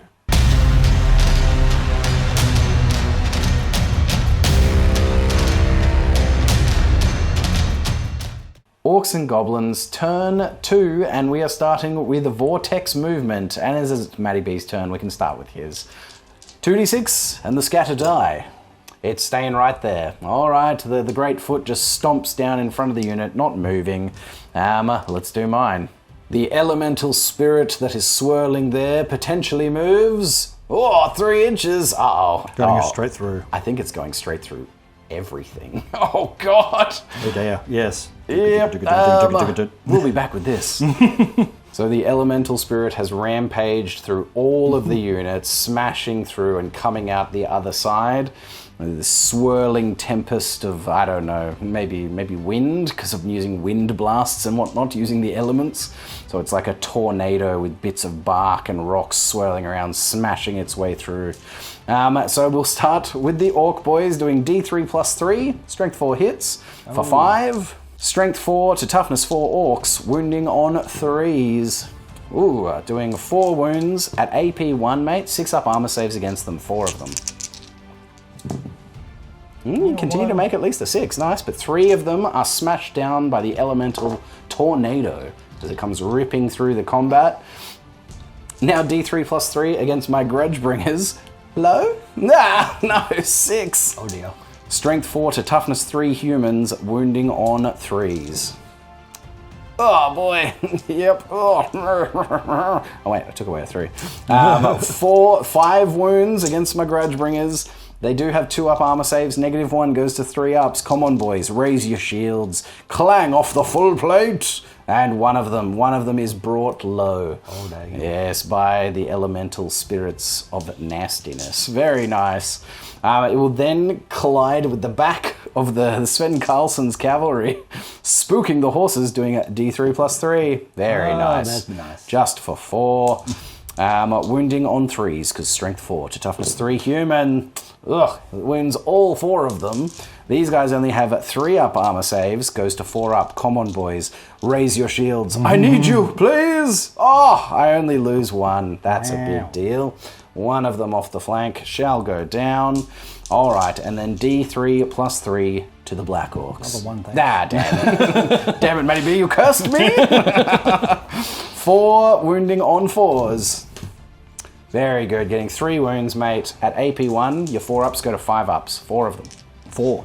Oh, sorry, no, 3. 3. 5 ups? 5 ups. Making 1, but 2 Black Orcs go down to the elemental spirit. That was pure chaos. Oh my god. All of these things, the combat with them smashing in, and then this magical spirit just comes ripping that thing, if that's okay with you. No, that's not alright. You do you, Matty B. Alright, that was wild. We're into the conjuration step, and Matty B has chosen to end the Great Foot of Gork. And so he's now trying to dispel some of my remains in play. Starting with Odar the Rank, attempting to match wits with Great Alor to dispel the Plague of Rust off the General's unit, needing a 9 in total. Getting a 6 plus 4, that is enough. We remove the spell, my friend. Boom, the Plague of Rust. Their armor firms up, the rust flaking away. Very nice. And then the Elemental Spirit is a 9 plus, so again needing a 10. No, the elemental spirit stays. Oh boy. Lame. I kind of would have preferred you to get rid of that one. Yeah, same. But that's all right. Continuing with the conjuration phase, do you have any hexes or enchantments you'd like to cast? I'm going to do a Here We Go. Very nice. These guys. Ah, very good. On the biggins, looking to buff them up to get them into combat. So that's this fella who is probably still at a casting range from everybody because he hasn't moved. Dispel range, Dispel indeed. range, yep. I'll just check. 24, yep. Yep. So yeah, he's got an 8 up. Looking for an 8 up. 5. A 5 plus 4 will get it. I will... And what is that? That ends up 9. as a 9. I will attempt to use my one fated dispel to stop it. I need a 10 on these 2d6. Do the fates intervene on the side of men and dwarves? No, damn. That is a 7. So no, very good. They will have Here We Go. No more hexes or enchantments. So that is the end of the conjuration phase. We go into the movement phase, we go into compulsory moves. We go into compulsory moves. Who do you want to start with, Matty B? You got 3 of them still on the field. Yeah, I'll try and get these guys out of the way. All right, which one? Slash inside of my face. I'll start with him. Very good. Let's see where he goes. He's staying right there, not going anywhere. Very good. Let's do this next one. Also staying right there. God, okay. And this one.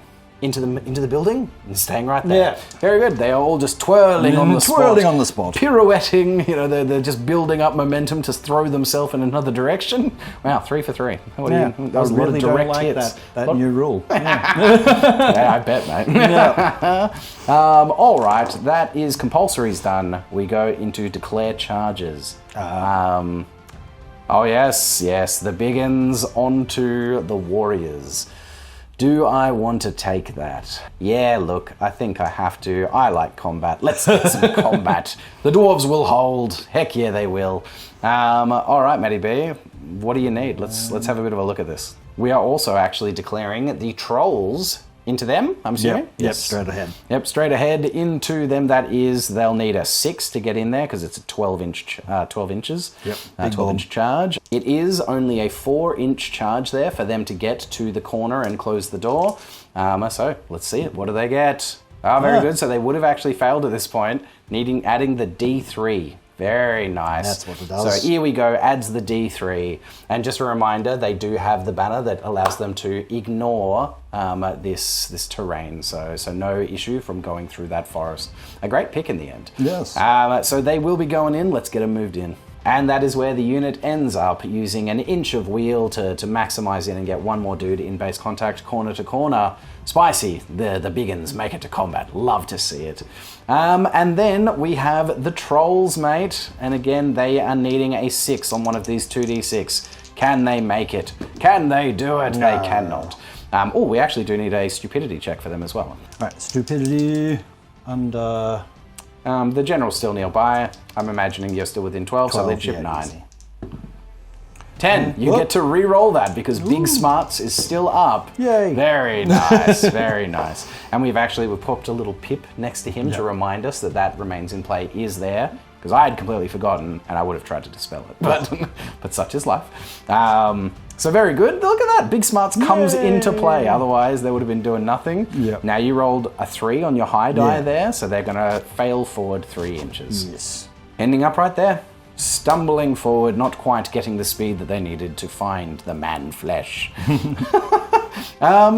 That is declare charges and move charges done. We go into remaining moves. So, this is where everything is now. And this is where everything ends up. All right, Master B. Give me your wrap up, please, sir. All right. Well, where do I start?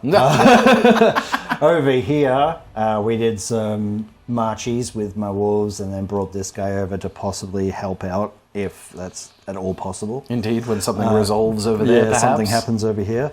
I did move this guy a little bit further away from these, just in the very possible chance they're going to destroy that unit. Indeed.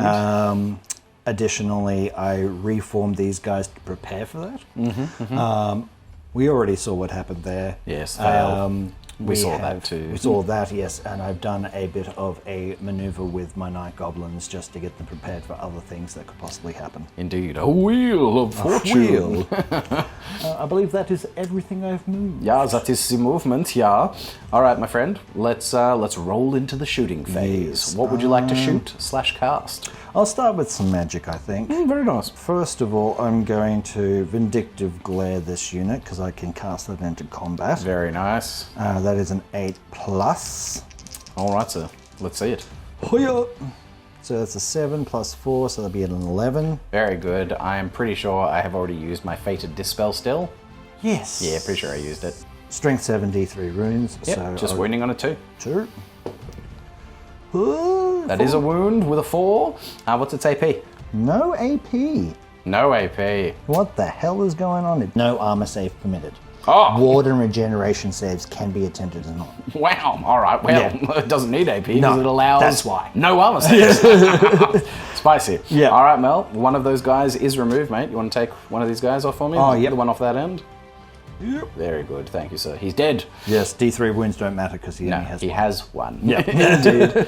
All right, the vindictive glare. He gets glared out of the saddle, withers the horse underneath him. You can see the ribs poking through it as it whinnies and falls and crushes him beneath it. What's next? So I'm going to foot a Gork. That is an 8 again. Very good. Yes. Yes, a Almost. strong roll of 11. The great foot slams down in the orc side of the table. Very cool.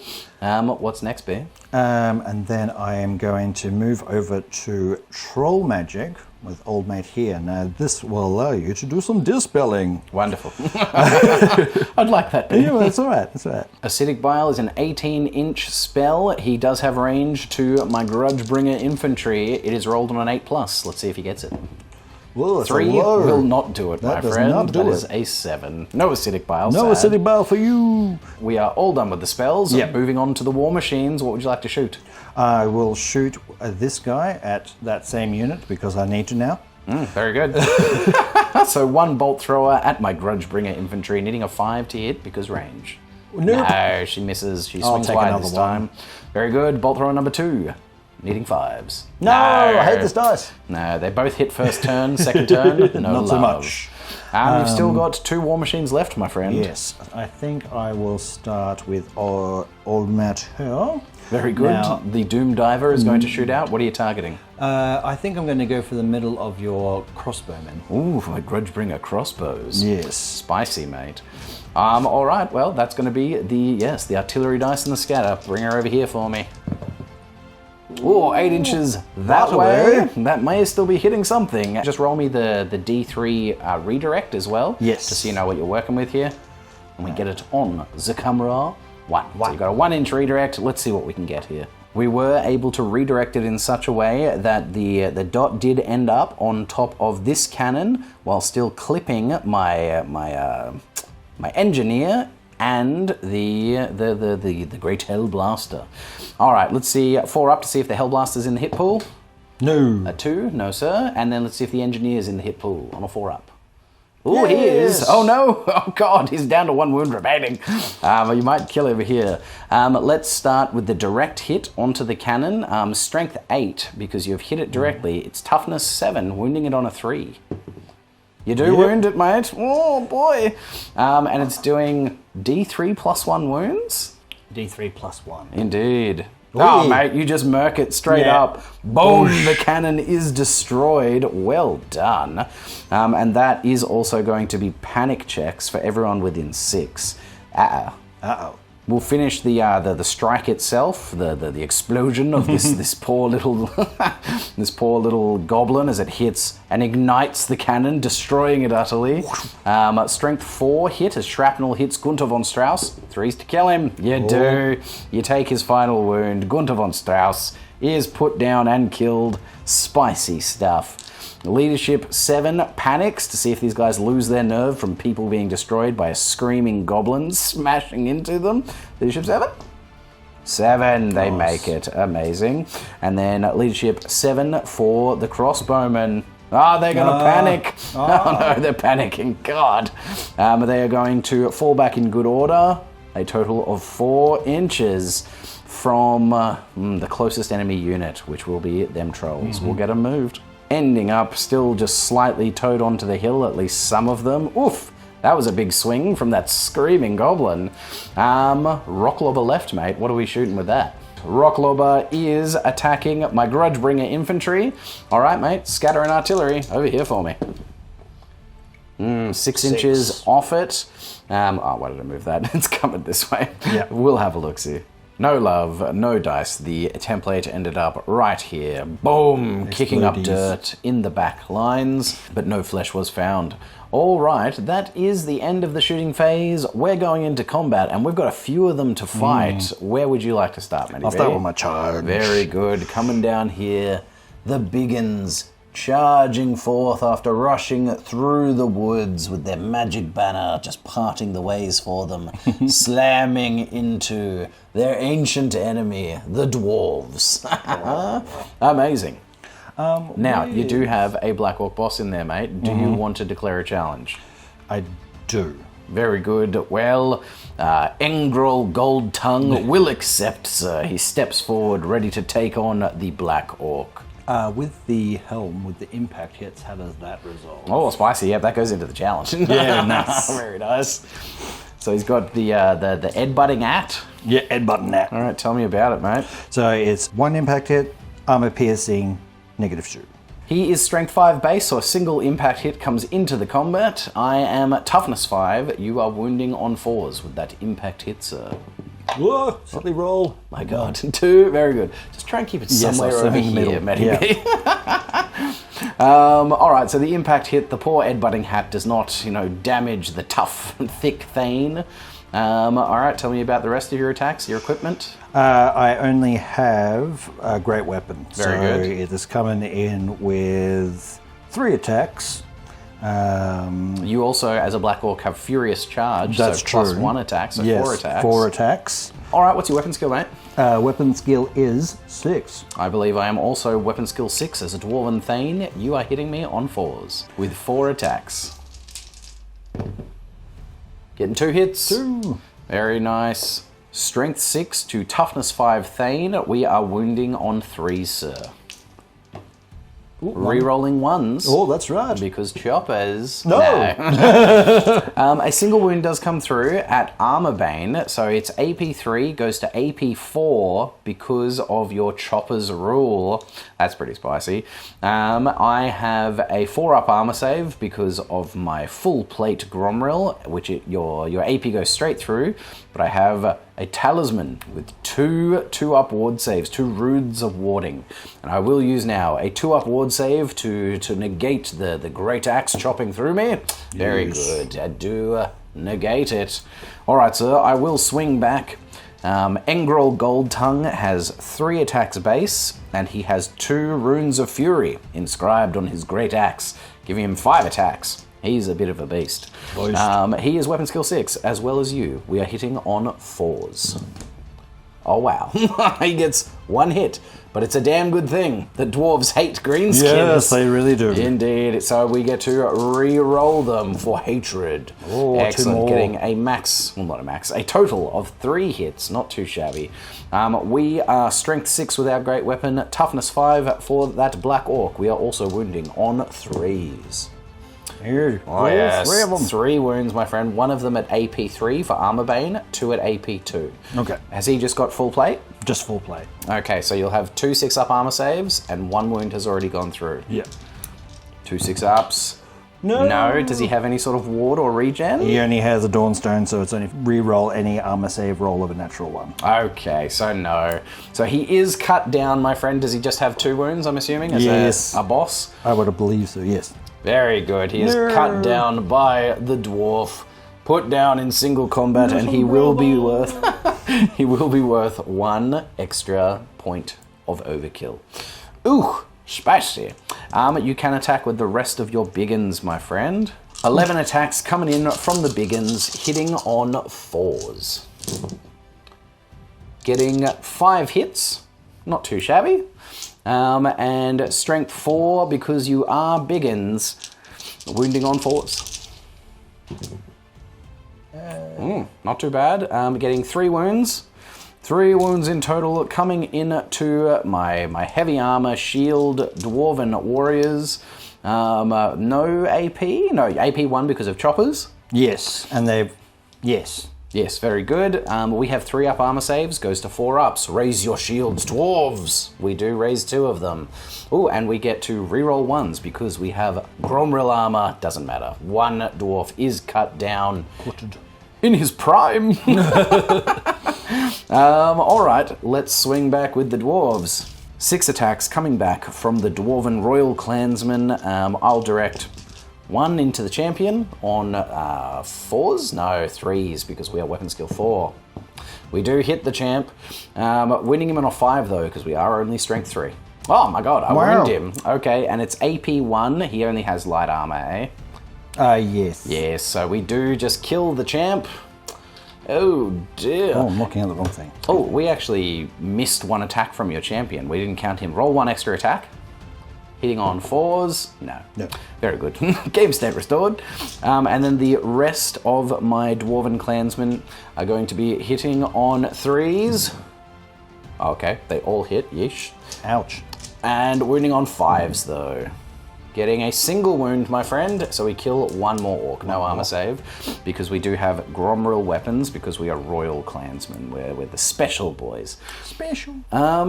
That's it. All right, let's do me. I did a total of 3 wounds in the challenge, 2 wounds to him and 1 point of overkill, and I killed another 2 orcs.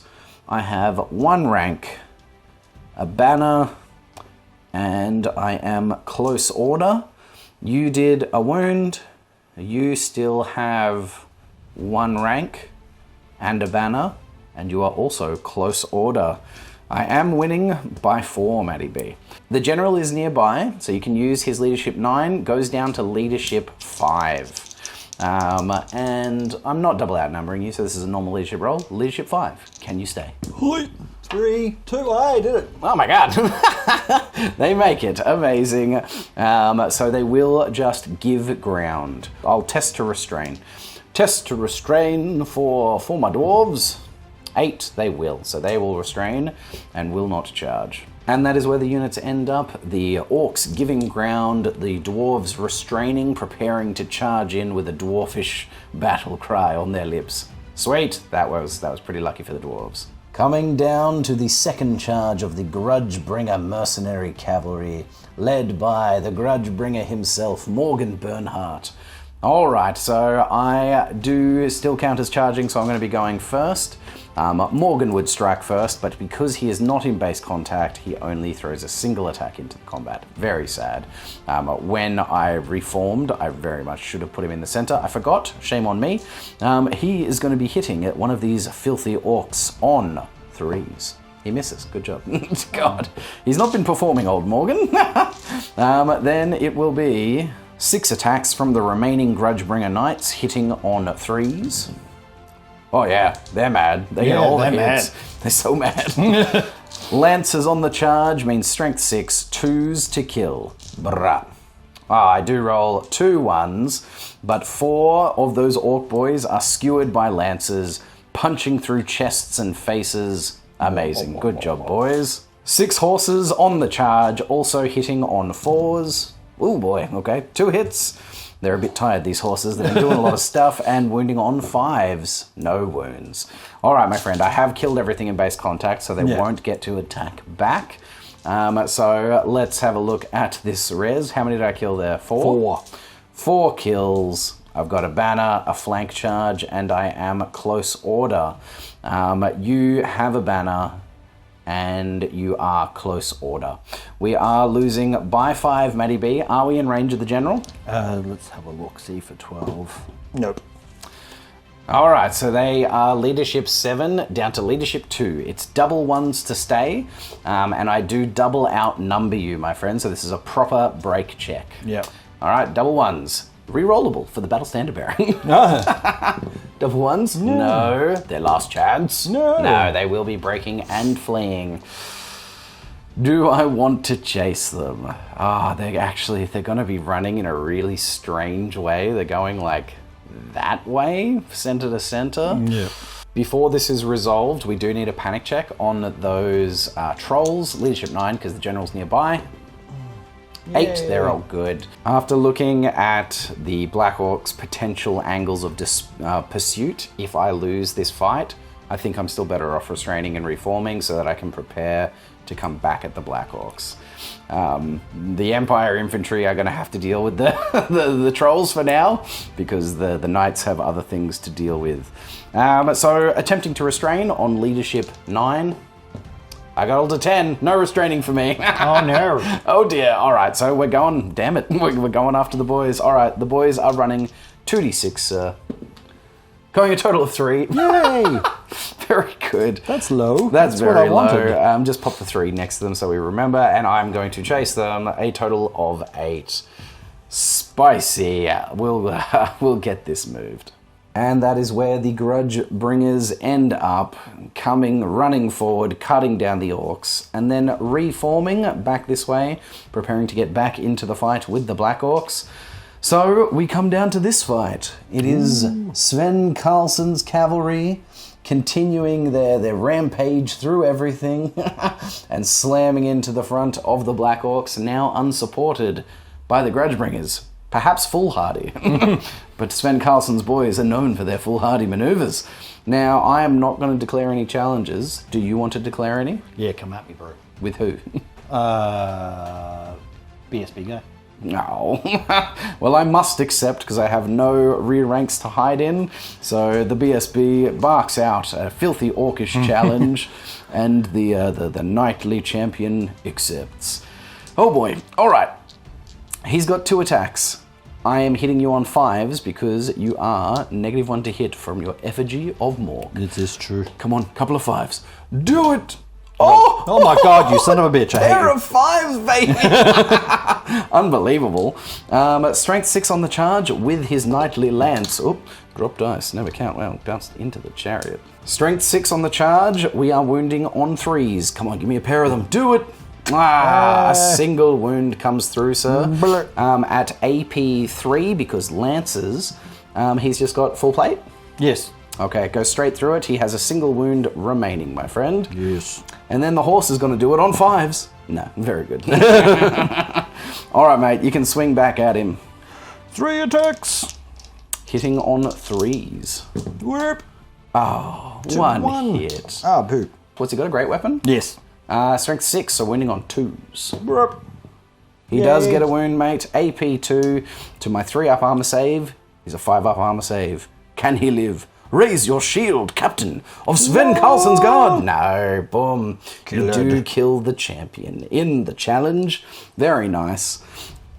And then the rest of my knights, 4 knights swinging into the Black Orcs, hitting on 4s, because weapon skill 4 to weapon skill 4. Ooh, okay, very good. 3 hits, wounding on 2s because lances. 3 wounds, 1 of them at AP 2 and 2 of them at AP 3 for armor bane. So 2 orcs do just go straight down, going through their full plate, and you'll have a 6-up armor save for 1 of them. Come on, 1-6. No, the 6-ups aren't coming through this time, my friend. All right, so I killed 3 from the front rank. 3 of them fighting back. Now, I'm just assuming here that these ones basically get removed first rather than the ones actually in base contact. So we're doing full attacks rather than these ones only putting in 1 attack each. Put it in the comments, is that the way it works? But that's the way we're playing it. So we're getting 6 attacks from the 3 in base contact, hitting on 4s. Oh, that's terrible. Oh, the dice have cooled off, Matty B. Yeah. 2 hits total, wounding on 3s, because strength 4 based Black Orcs. No. Oh my god. Okay. The poor Black Orcs. Yes. All right, let's have a look at it. So, I have done 3 wounds, and I have a banner, and I am still close order. You have a rank, 2 kinds of banners, and are close order. You do just lose by 1 here. And a maybe. wound. And a wound! Oh my god! It is a tie. I have a musician and you have a musician. So that is a tie, which means the unit, the combat stays. Woo. That's pretty Spicy. Indeed. I forgot to count my wound in the challenge, which means I do win by 1. All right, Matty B, you are leadership 8 down to leadership 7, re-rollable because battle standard bearer. Nope. Rerollable. Hey, when I want the 7, there it is. Very good. So you will fall back in good order. In good order. You will give ground 2 inches And that is where the Black Orcs end up. They have ended up just towing onto this template, which means one of them is got a dangerous terrain test on a roll of 1. That Black Orc is killed. Ouchies! Ouchies! Oh my god. He stepped on it. One of them is killed by the elemental spirit. He's whipped into the tornado and thrown away, his body crushed. I will attempt to restrain and reform with my knights. The general is nearby, and he's calling out to Sven Carlsen's boys, "Hold! Hold!" And they do. They heed the call of Morgan Bernhardt. Amazing.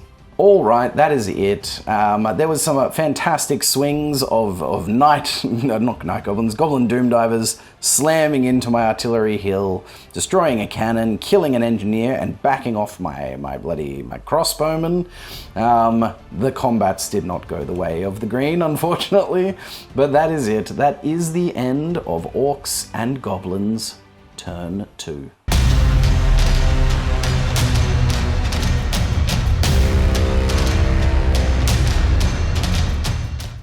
Empire Turn 3, and first up, we have some magical vortexes to swirl around the table. It's my turn, so I'll do mine first. Alright, this swirling elemental spirit is going to go 4 inches that way off the table. Now, because you are on top of it, you still get hit by it as it moves out of you and leaves the table. And it does D3 plus 3, strength 4 hits. Ooh, very nice. For 6. Wounding on 4s. Ooh, okay. That is 4 of them, mate, at AP 1, which means a 5-up armor saves for those orcs. 4 of them, please.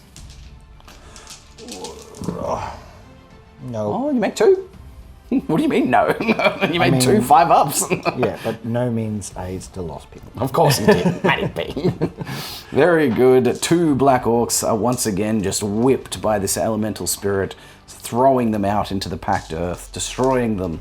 Lovely. Love to see it. All right, Matty B, now your one. Uh-oh. Oh, 6 inches this way. Stomping into no man's land. Gosh dang it, Gork or Mork, whichever one you are. Also, yes. I just realized I shouldn't have rolled 2d6 here. It would have just been 1d6. So, anyway, I think it's still off the table. Doesn't matter. Sweet. That is the magical vortexes done. Going into the conjuration phase, I'm going to start by attempting to fated dispel the foot of Gork, because it has scattered into a very inconvenient place for my knights to charge through, because I'm also still outside of wizardly dispel range. Fated dispel, it's a casting value of 8. I need to see a 9, because I have to exceed the casting value, something I've been doing wrong in many battle reports. Sorry, shame on me. So, needing a 9. Do it! A 5. So sad. The foot remains. I will attempt a Plague of Rust, again from Alor, onto the Boar Boy unit. So he again starts whispering the words, conjuring the elements, looking to infect their already mildly rusted plates with even more, needing a 9+. He gets an 8 on the dice, mate. You'll need to see a 9 on your dice to oppose me. Do the opposing. No. The Plague of Rust once again infects the already rusty plate of so the rusty. Boars. Oh, indeed, so rusty. Luther Flamestrike will attempt a Curse of Arrow Attraction. I hate that. Who am I shooting this turn? I'm going to cast this on the trolls because I think I'm going to be shooting them with my Hellblaster this turn. And we've lost poor Gunther von Strauss, so it needs a little bit of help. Curse of Arrow Attraction, needing a 7+. However, they are Magic Resistance 1. Oh, I do get an 8 in total, mate, which gets negated down to a 7. Needing to see an 8 on the dice to oppose me. He gets a 9. Very good. No Curse of Arrow Attraction. You can't get that spell off, mate. You haven't managed it. I'm very disappointed in you. Alright, I think that's the conjuration phase done. No more hexes or enchantments to cast, which means we go into the movement phase, which is, yes, compulsory moves. Or is it declare charges first? Have I been doing this wrong the whole time? I'm gonna check. Declare charges and move charges goes before compulsory movement. I totally knew that, but I think I've been doing that wrong this whole game. Well, guys, Sorry, we did catch it, and we're going to start doing it right from here on. Haha, my bad.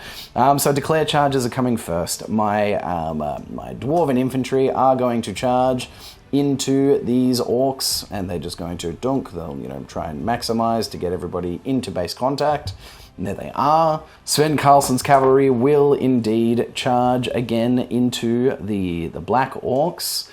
And then the big question is, am I charging my Grudgebringers through that template? You know what? No guts, no glory. I'm declaring it. They're going through. I just gotta hope that I don't roll ones on those dangerous terrains.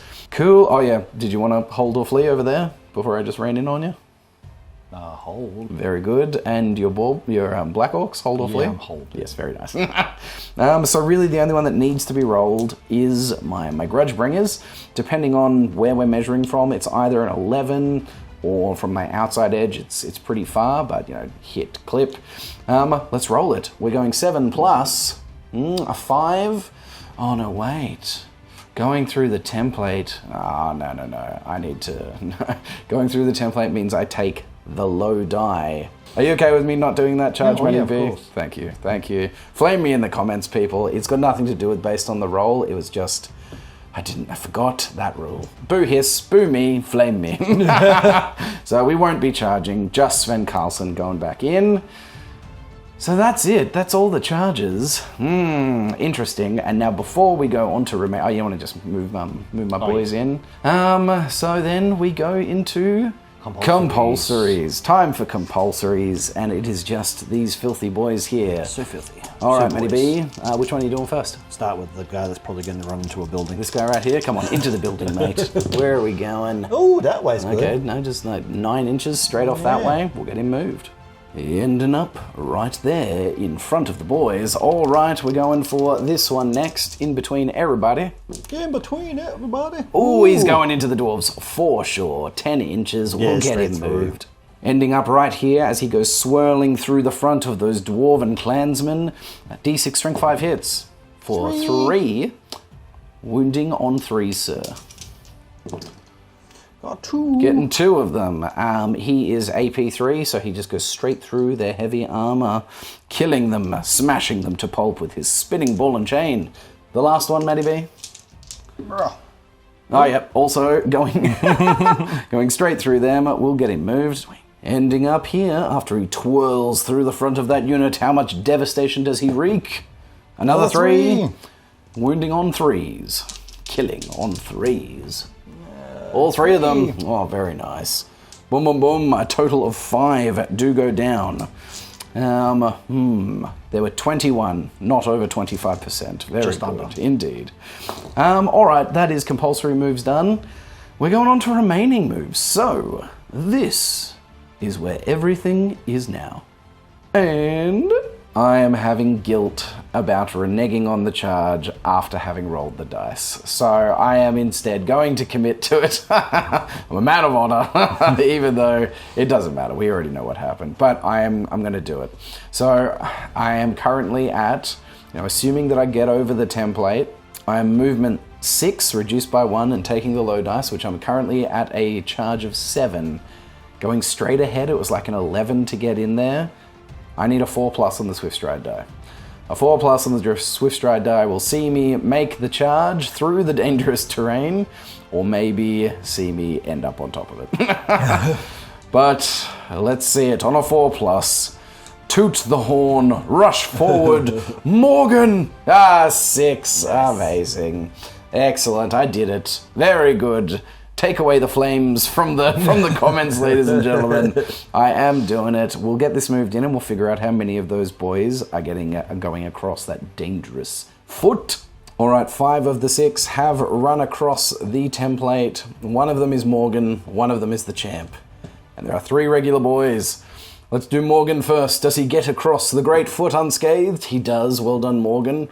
The champion of the unit, also unscathed. And the 3 boys, they all make it, scattering over the feet, in between the toes, and making it to combat out there. Lucky me, only the bold, only the brave. All right, and now we will continue with our remaining moves. This is where everything is now. And this is where everything ends up. My archers and my wizard have just walked up this way a bit just to get my wizard finally in dispel range of that dirty dog over there, Mr. Yankagit. Indeed, he's over there just like playing his filthy stuff. So yes, I want to start being able to dispel him. He's been doing things with impunity, and I do not enjoy it. My crossbowmen have walked back up onto the hill a bit sheepishly, like, oh, we didn't run away, everything's fine. nothing happened here, boys. We're not cowards. And that's it. Otherwise, everything has already happened. But it is time to once again do the shusting. The shusting? Yeah, I will shust.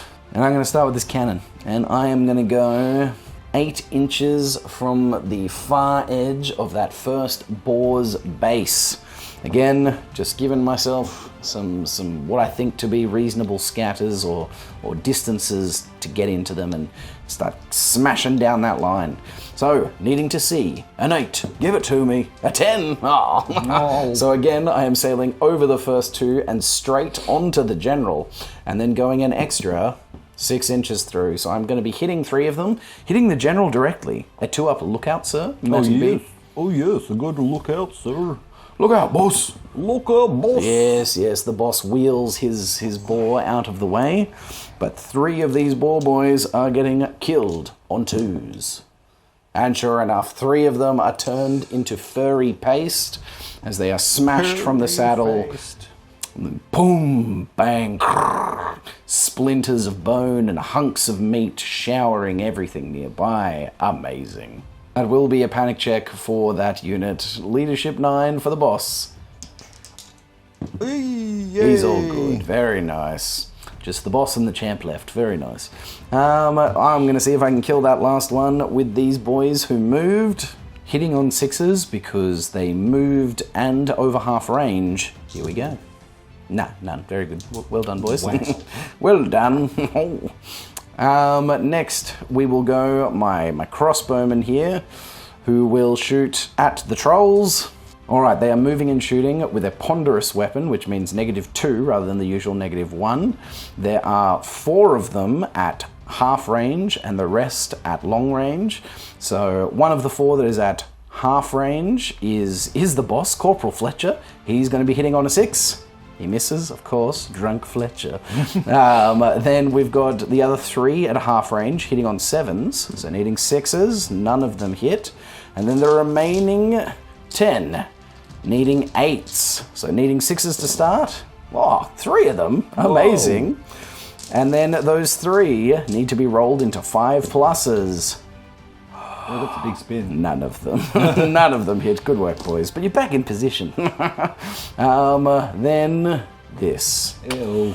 It is going to line up on those trolls. It's time to put some damage on those big trolls because they are probably coming in next turn. And maybe if I can kill one, that'd be great.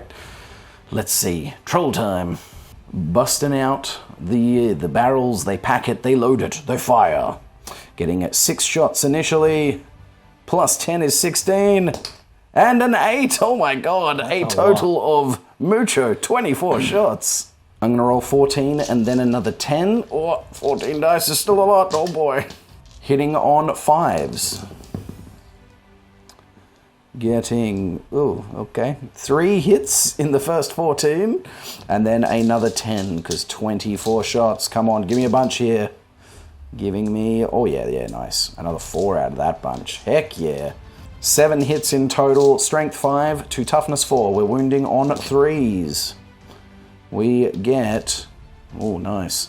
We get 4 wounds at AP 1 and 1 wound at AP 3 because it's Armor Bane 2. So, firstly, you'll be getting 4 6-up armor saves because they do have the equivalent of light armor and scaly skin, so heavy armor in total. 6-up armor saves, 4 of them. Hey, you got 1. Nice, you do save 1. So a total of 4 wounds go through, sir, and you will get your 5-up regens against them. So 4 5s? Correct. You got 1. Oh, mate, you regen 2 of them, you son of a gun. How dare you? How dare they? So one of them is down to a single wound remaining. Alor is going to attempt to cast a Wind Blast on them, needing an 8+, but actually needing a 9+, because they are Magic Resistance 1. Alor gets a total of 6 plus 10. 6 plus 4 is 10, which actually is a 9, so fabulous, because -1. You need to beat a 6, my friend. Robot. And you do with a 7, you son of a gun. I'm going to unleash my Ruby Ring of Ruin on them, getting +2 to the dice for my bound spell. Getting a 6, 7, 8, which is not enough because of the magic resistance. Boo! God damn it. I will attempt to summon yet another elemental spirit. With Alor, he whispers the words. He talks to the elements, asking them for aid. Oh, heck yeah. And he gets a 8 on the dice. You'll need to see a 9 on the dice to stop it. Oh, an 11. Oh boy, the dispels are coming through. How dare you, Magic Man. And then I will cast a Pillar of Fire from Luther Flamestrike. He whispers to the flames. He feels them burning hot within him. Well, getting a 6. +4 is not even enough to get it off. Oh no, that's a 10. That's a 10, sorry. So yes, you need to beat a 6. And of course you do, with a 10. Strong rolls, Matty B. And very weak rolls from me. Boo, hiss. I still got the mortar. And why I'm mortar? And I am going to center it on these stone trolls, because why the heck not? Give it to me. Yes, a direct hit. Amazing. Alright, the 2 in the middle are both partially under the central hole, so are hit, and then the other 4 on either side are clipped. Come into the hit pool, boys. The water is mortar. It's getting very late, people. Getting a little delirious. Alright, I have got 4 hits in total. One of them is under the dot. You know what, I'll roll him afterwards. Let's do the first 3, wounding on 6s. Oh, I do get a single 6, mate. It's AP good, so it goes straight through your armor. It will be a 5-up regen. No, one of them is felled. You lose a rank, very sad. And then the strength 6-1 wounds on a 2. It does wound, and again, you will go straight into regen. No, and this one does D3 wounds for 1. Very good. One of them is down to 2 wounds remaining. Spicy. I did a little bit of damage in the end, and the meme weapon did a thing. Love to see it. That's shooting done. It is time for some combataroo, and I would like to start over here. Ooh. Yes, with the dwarves. The glorious dwarves, once again slamming into their hated foe, the greenest of skins, the orcs. Yes, I love it. I love to see it, and look at my beautiful new man pointing forth at the filth before him, ready to swing his axe and sunder green flesh. So the 6 royal clansmen with hand weapon and shield would be going first over the great weapon Thane, hitting on 3s, because weapon skill 4. Very good, getting all hits bar 1, but they do hate you. They get all the hits. Oh boy. Why do they hate me? Because you're green. We are royal clan warriors, and we made a charge, which means we get +1 strength. So we go up to strength 4, wounding on 4s. Ooh, that's not a good roll. I get 2 wounds in total, my friend, at AP 1, so we do just chop down 2 green boys with our Gromril hand weapons. Lovely. 5 attacks now from Engrol Goldtongue. Sorry about my voice, by the way. I am clearly starting to lose it. Oh boy. He is hitting on 3s. Oh no, wait. He's weapon skill 6, not more than double. So yes, hitting on 3s. Ooh, he only gets 2 hits initially, but it is a new round of combat, so hatred. Very good. Getting 4 hits, and we are just cleaving on 2s with our runic great axe. Very good, we do cleave down. Another 3 of them, please, sir. Nice, so we killed 5 from the front, which means you'll have 2 of them to attack back, which is 4 attacks. Hitting on 4s. Wow, 1 hit. Oh dear. I don't hate you. Wounding on 4s, indeed. Yeah. That is a wound. Very nice. No AP, unfortunately, because they are just biggins. I will get my 3-up armor save for heavy armor and shield. But I re-roll 1s for the Gromril special rule. And it bounces off the Gromril armor of the Royal Clansman. All right, mate, let's see what we did here. I did 5 wounds. I've got a rank and a banner. And I am close order. You have a rank and a banner and close order. It is the 5 wounds that I win by. You are still leadership 8 because you have an extra rank. Oh yes, no, of course. The general is nearby. Yes.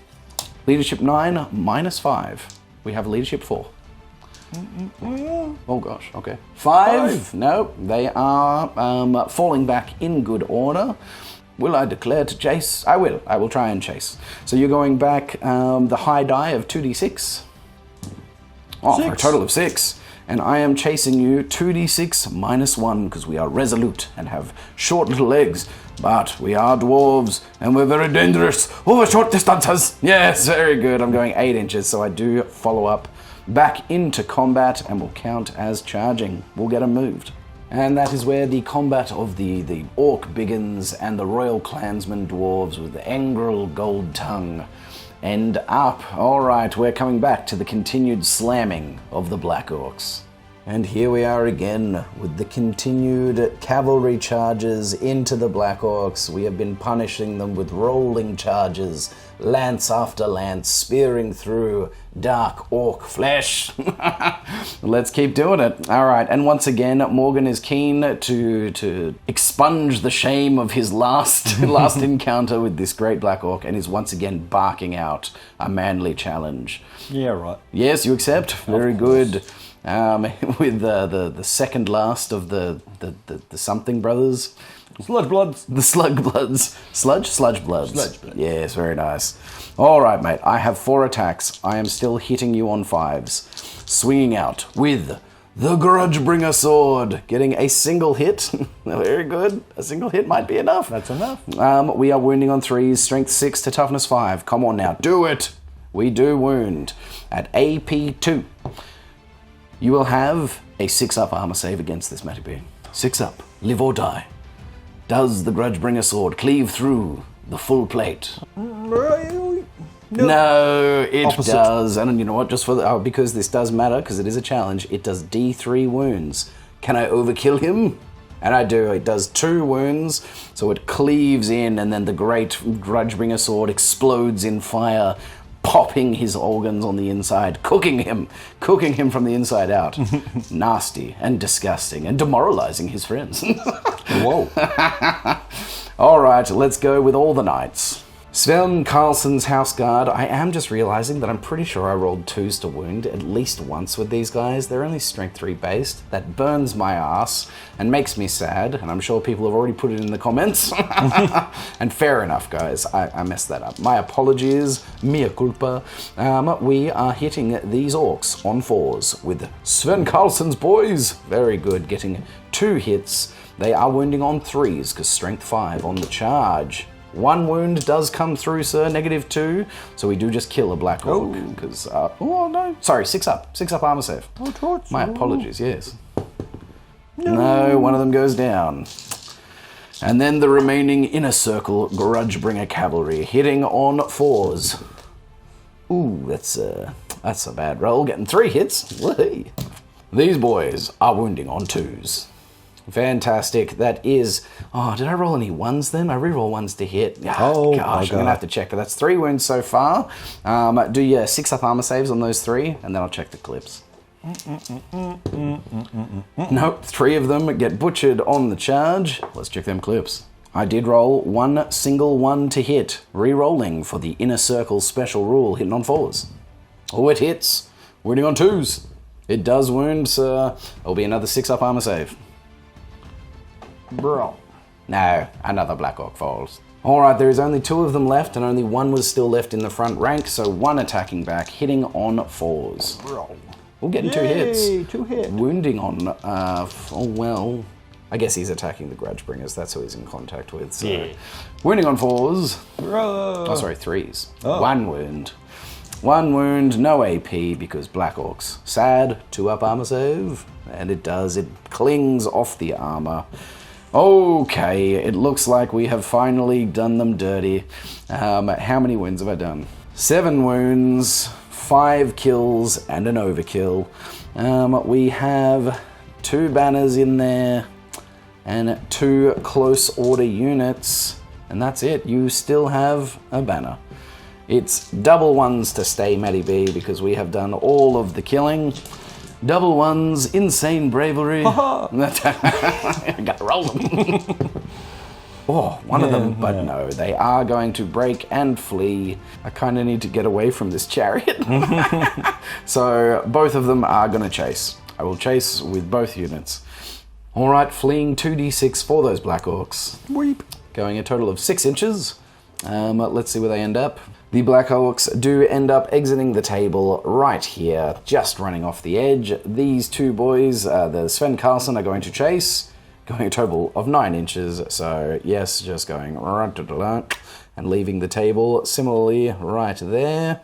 And then these boys, 9 inches, also will leave the table. Oh, excellent. Staying safe for now. All right, all in all, another very successful turn for the Empire. It's looking a little bit like the Empire are in the winning position. We aren't going to hang up the towel just yet, or throw in the towel, hang up the hat, you know what I'm saying. We're going to go at least one more turn for the Orcs and Goblins, and then we're going to have a look at the table and think about where we are at. But that is it. That is the end of Empire. Turn 3.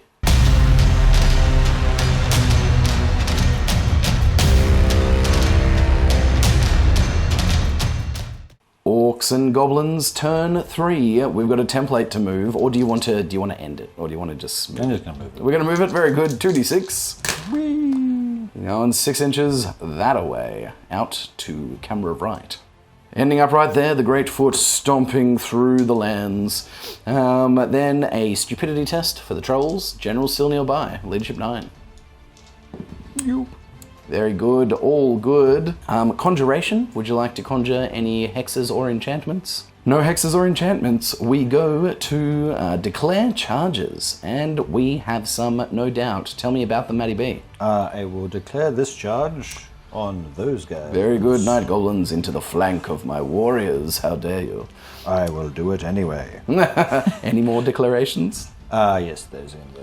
Fantastic. Into the Grudgebringer infantry. This combat has been threatening all game, and it looks like it's finally going to happen. Any others? Wolfies into Burgermeisters. Oh no, into my beautiful war machine. Lame. And that's it, yeah? Well, I'm going to hold across the board. Let's roll them up. Which one do you want to start with? Start over here, I guess. Very good. Movement 4. We're probably, 7 inches away, thereabouts. Yep. You're pretty much right on the bottom. Amazing. We need to see a 3+. Yeah, they're in for sure. Slam them into the flank. Boom. Amazing. Yeah, I hit one already. Oh, no. Get off my boys. The Night Goblins come screeching in, chittering gross goblin war cries. Very good. Let's roll up these boys. Roll. Going 6 + 5 is 11. mucho. I'm pretty sure that's enough. It looks like an 8. Yeah, pretty much an 8. Amazing. Look at me guessing ranges. Don't need to do that in this edition. Oh, a bit sad. There they are, slamming in. Amazing. And then the Wolf Riders. Movement 9 plus 2d6. Yeah. Oh, Hey. double 6s. Do you want to throw a Swift Stride die in just as well, just to make sure you get as many of them there as possible? Yep. Very nice. They are all getting in. Let's get them moved. Ending up right there in the flank of my poor great machine. Oh yeah, wait a minute. These guys, I almost forgot the whole thing. These guys get to do charge reactions as well. This is it. I'm finally doing the detachment rules. That's the whole thing they're there for. Yeah, these guys are going to declare to stand and shoot. 8 of them at -1 to hit because of standing and shooting. So hitting on 5s. Oh, it's not good. Nope, that's a single hit. Oh, boys. Oh, no, wasn't there? Oh, no, there wasn't. Wounding on 5s. No, good. That was lovely. I'm so glad I took a detachment. You guys have been so useful. And these guys are going to declare a countercharge. Ooh. So there you go. Heck yeah, 4 plus 5. They are in your flank. They're just going to boom, swing into the flankage. Ending up right there, slamming into the flank. Heck yeah, detachment. All right, that is charges done. Compulsories. Oh yeah, that one. See what happens there. Yep, 2d6 in the scatter. He's staying right there. Yeah, he's staying amazing, right very good. Of course he is. Yes. Just twirling. And then twirling towards victory. This one, I'll go the closer one first. that one first. Very Just good. in case he comes through that way. Oh, he does. Look at that. Very nice. 7 inches going straight through the unit. Boom. Yep. Ending up right there, doing 2d6 strength 5 hits. 2d6? No, sorry. D6, classic. D6 strength 5 hits. For 3. Killing Standard. on 3s. Oh, that one That's is a max cocked. Yeah, go that one again. Roll. Yeah. Very nice. You do just smang another 3 of them, mate. They again turned to dwarfish pulp by that great chain, smashing them. They go down screaming. This one. Yep. I can't see that at all. He's staying. Very good. Very good. Just twirling. Twirling towards victory. That's compulsories done. We go on to remaining moves. So, this is where everything is now. And... this is where everything ends up. Master B, give me a nice quick wrap up, please, sir. Oh, I just scooched this fella a little bit forward to try and do something about these guys. When they get back, indeed. When they get back. And then just moved everybody around here, who were the only really ones that could move, over this direction. And they came a bit closer, got some line of sight, and decided to do what they did. Lovely. Which is move there. Sure did. Shooting phase, please, sir. Yes. So what I might do is throw this fella here back over at those little fellas in the... My crossbowman? Yes. Oh, no. Very right good. in the centaur. All right, my friend. Shoot him. Boy. 8 inches back. You can do it. You can do a D3 redirect. So, starting right here, let's see a D3 redirect. If I get 6, no. 2. No, so you can Yeah, nothing. smash into the ground. A little goblin smear out here in the Empire lands. What's next? I might throw this guy over at this unit. Oh, the rock lobber at these guys? Yep. Misfire. No, late game misfire. Yeah. Oh no. All right, mate. Roll on the chart. Just a single d6. Weep. That's a scatter dice. That's the wrong one. That's the one I was trying to do. A 4. It just means that it cannot shoot for 2 turns. Yes, we won't last that long. Yep, very good. Probably turn it around just to remember, just in case. Yes, lovely. They need to deal with it. Oh yes, and one of those boys is terminally inconvenienced. He's there. Yep, caught up. So one's dead. Pull him off the table. Oh, right. Yes. Bolt throws. Oh, yes, I throw bolts now. Aiming for the Grudgebringer, crossbowman needing a 5 to hit because range. Nope. And the other one, range. Nope. All right, that is all of the shooting magics. I will gaze of Gork now that I'm closer. And I'm going to gaze right that way. All right, trying to cast a gaze 9 of Gork. plus. You do get a 7. I need to see an 8 to dispel it. A 7 will not do it. You do cast the gaze of Gork, sir. 5d6 range. Wipe. 18 total. Let's see what we can get with that. We are drawing a line through 2 of these bowmen and then also hitting this cannon. We're like raking up with the eyes with the laser. So 2 of these guys are getting killed on 2s. Where? With strength 5. Very good. So yes, 2 of them are killed by the orc laser eyes. And then strength 5 to toughness 7 cannon. Wounding on a 6. Roll. No, it does not wound the great machine of the Empire. I will also... I can see the cannon, I'm assuming. Of course. So I'll vindictive glare it. Ooh, nice. We are glaring vindictively up at this cannon, needing an 8+ to cast it. 7 will do it. I need to see an 8 on the dice to stop it. Luther Flame Strike will attempt to match wits with the filthy orc. 7. 7, it's not enough. I needed an 8. Damn it! A Vindictive Glare does go off. Strength 7 to Toughness 7. Wounding on 4s. On the 4. Yeah. Does wound. How many wounds does it do? D3. Uh-oh. A 5 or 6 will see the cannon dead. 1 dice. 1 dice. 5. No! You have Kablomed. just boom murked it with that Vindictive Glare. for my giant. Explode. Vengeance for Gigante. Amazing. Very nice. And now for him. What's he doing? I'm going to spit some acid at the same group of people. Oh, very good. At my poor Berman. Yes. Acidic bile. I have an 8+ for that. All right. Row. An 8. An 8 will do it. 9 on the dice will stop it. I can't dispel. I'm useless. All right, it is going to be centered over the unit and then scattering at D3 plus 1 inches. Let's see it, maybe. Roll a D3. So Total of 3 inches. We need the scatter dice as well. Oh, yes. Just here for me, please. 3 inches this way. It doesn't look like it's going to hit anything. We'll make sure. The troll bile spell that the little man cast did miss. It scattered off, not hitting anything. Right here, just bleh, big old spewy grossness. Indeed, right there. So we are going into the combat phase, and we're starting over here with the Riders of the Wolves. Riders of the Wolves.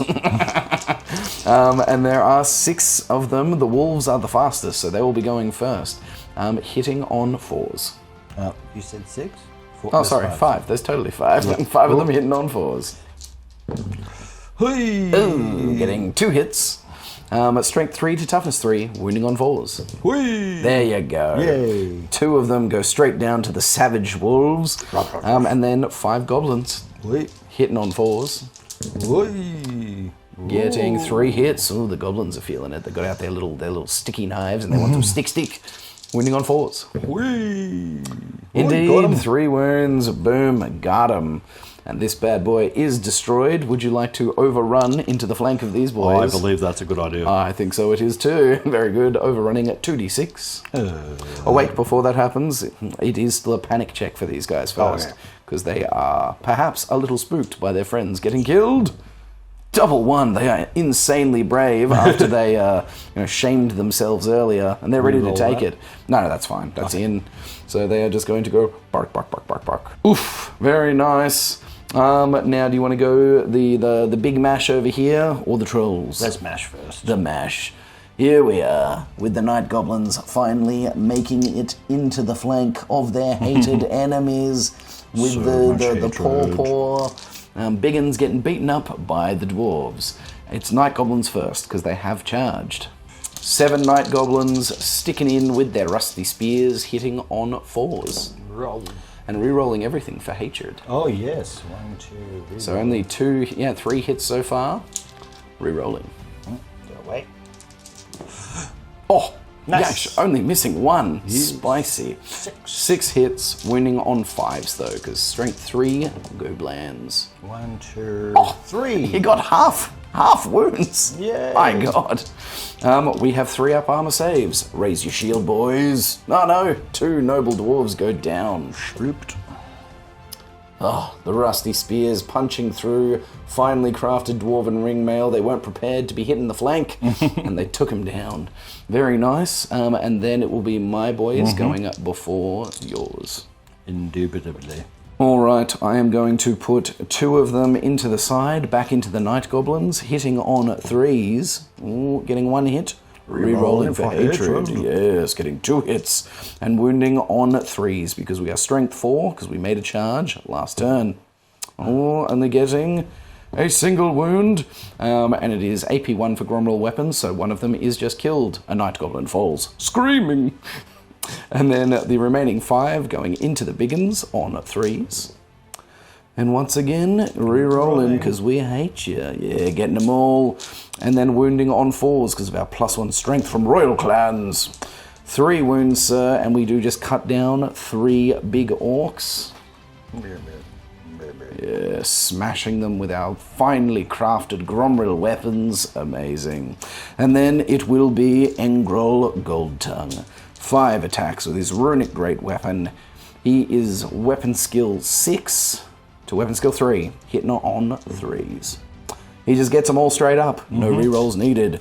Killing on 2s. He gets them all. He just cleaves 5 of them down. Oh my god. In single combat. How many did I kill from the front rank? All of them, probably. Yeah, all of them. All of them. So no attacks back from the biggins. Oh, biggity boy. Oh, biggity boys. All right. Let's do some big combat res. 9 kills in total. I don't have a rank because my ranks are disrupted from a flank charge, but I do have a banner, and I am close order. You did 2 wounds with Night Goblins. Amazing. You have 2 banners in this fight. It feels so wrong claiming 2 banners, but I did check and I couldn't see it. But again, put it in the comments, people, if this is wrong. It's going to upset me greatly if it is, because it feels wrong, but I'm doing it anyway. Moving past it. And you have 1 close order unit, but you can also claim 3 ranks from those Night Goblins. Whoa! Man, Jesus. You are only losing by 3 here, Matty B. And the general is definitely nearby for them. Is he within 12 inches of the Night Goblins? Let's check a ruse. Yeah. Very good. So leadership 9 goes down to leadership 6 for both of them. Who would you like to roll for first? Start with them. Very good. Hoi! No. They are breaking and fleeing because As I do expected. double outnumber you. And then for the Night Goblins, same thing, leadership 6. Well, hey, you got They're holding with a 5. Amazing. Which means I am locked in combat. Actually, they will give ground, so they'll go back 2 inches. The Night Goblins ending up like that, giving ground reluctantly as I, smash and destroy a whole bunch of orcs in front of them, making them think twice. They're like, we are in their flank, but they might turn towards us. Backing up. And those orcs are going to break and flee. I'm going to chase the orcs. All right, mate, running 2d6. Oh, going 9 inches. And I am going to chase them. I need to see a 10 on the dice to get to them. A 10! Hey! Alright, so hang on. We'll get this moved and we'll figure out where everything ends up. Hilarious. Alright, they have fled straight through this orc, doing a panic check for him on leadership 9. Yay. He's all good. Now, I am potentially going to collide with him. He is a lone character, so I think he does an initiative check to get out of the way of it. What's the initiative of that guy? Good question. Weird Nobby Yankovic, initiative is 4. Okay, so rolling equal to or below your initiative will allow you to get out of the way on a single dice. Oh, on a single. Okay. Yes. Yay. You do, so he will just move the minimum distance to get out of the way of the charging dwarves, and then we'll see. And that is where the Dwarfen royal clansmen end up, with Engrol Goldtongue, the Dwarven emissary, smashing and destroying the fleeing orcs, getting to the back lines, preparing to kill and destroy more greenskins. Amazing, good job, boys. That's that combat done. It went well for the dwarves. And now lastly, we are here. We are here with the fight of the trolls. The trolls finally make combat. We have a detachment rule actually going off. Amazing. Now these trolls have charged into a unit that is behind a defended low linear obstacle because of my earthen ramparts, which we have been forgetting to attempt to dispel the entire game. I cast it on the first turn and it sat there the entire game. Whoopsie. But such is life. Which means I do get to strike first because they are considered to have a disordered charge, and they do have great weapons, so everybody is striking before them. And we are going to start with Corporal Shepke, the battle standard bearer. A captain of the Empire, or a corporal in this case, only has 2 attacks. He is weapon skill 5, which means he's hitting on 3s with the Sword of Might. He gets 1 hit. He is strength 5 with the Sword of Might. He's strength 4 base, which means he is wounding on 3s. He does get a wound, sir. AP 1 for the Sword of Might, which means you'll get a 6-up armor save against it, because you have the equivalent of heavy armor. No, and then a 5-up ward save, sir. Roll. Sorry, a regen. Very nice, you do regen it, but that will still be a combat res. I'll just put that there as the combat res dice. The rest of the unit, the champion, the sergeant of the unit, and the other swordsman of the Grudgebringer infantry are hitting on 3s, because they are weapon skill 4 veterans. Very good, getting 3 hits. Wounding on 5s though, because strength 3 to toughness 4. Trolls. Oh, triple Jesus 6. Christ. 3 wounds, my friend. 5-up armor saves initially, because no AP. You make one of them, and then 2 regens for 5-up. You do make one, but a wound comes through. One of them is on a single wound remaining. Does that get another combat for the other one? I mean, these are technically just, you know what, I'll just use this as the overall dice. I have 2 combat res here now in total. 3 in total. 2 regens and an actual wound so far. And then my 5 guys in the flank, my Sven Carlsen's house guard, who have come charging in to support the Grudgebringers, hitting on 4s here because they are just weapon skill 3. 1 hit. Oh boy, Sven's boys. Winning on a 5, no wounds. Alright, that's all I could do. I didn't manage to kill a single troll, because you made some spicy saves, my friend. You can strike back. And you can divvy your attacks as you see fit. You can put 2 this way or 3 this way. These guys do have a 5-up ward save. Alright, we'll start with these 2 into Sven Carlsen's boys, mate. So 6. 6 attacks, hitting on 4s. 2. Bugger. A whiff from the trolls. So 2 hits, wounding on 2s, because great weapons. Yep. 2 wounds. You are AP 2. I have light armor and shields, which means it goes straight through, killing 2 of Sven Carlsen's boys. Never to see the border princes again. Very good. And then the remaining 2 into the Grudgebringers, mate, which will just be another 6 attacks, hitting on 4s. Very good, getting half this time. Squishing on 2s. Getting 3. It does go straight through their light armor and shields, but they do have the earthen ramparts up, giving them 5-up ward saves. They make none of them. Oh boy.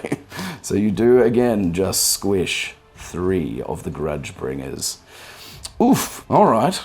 We have just realized that we forgot fear. These guys wouldn't have had to make a fear check because we outnumbered you.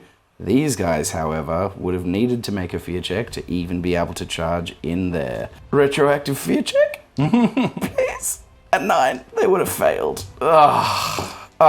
This whole combat is moot. Bugger. They wouldn't have been there. Boo. Boo hiss. Remembering things. Boo hiss. Gosh dang it. Alright, so realistically then, they didn't make it in. You would be putting another 3 attacks into this unit. Okay. Hitting on 4s. 1. Wounding on 2s. Yes. 5-up ward save. Wow. 2. No, that is a 2. Boom. Kill. Alright, my friend. So, you have done 4 wounds. And you are close order. I did 3 wounds, including regens. I do still have 2 ranks. I am close order, and I have a banner. They are losing by 2. The general is nearby. You go down to Leadership 7. Leadership 7! They will stay. So they would go back 2 inches, giving ground. And then I would maybe follow up? Maybe not. Maybe I would. I don't know. Alright. With that, ladies and gentlemen, I think we are probably going to call it. Because at this point, I mean, Artillery Hill's pretty much dead. They may not kill these guys, but they'll probably force them back. It'll take a few turns for them to chew through them. I might manage to make a double charge next turn and maybe do enough damage to maybe kill another troll or 2. Maybe I win that fight in the end. Maybe I don't. I'm definitely going to kill those night goblins. I'm about to charge into one of these 2 things and probably kill something there. And these guys come back. These guys are coming back.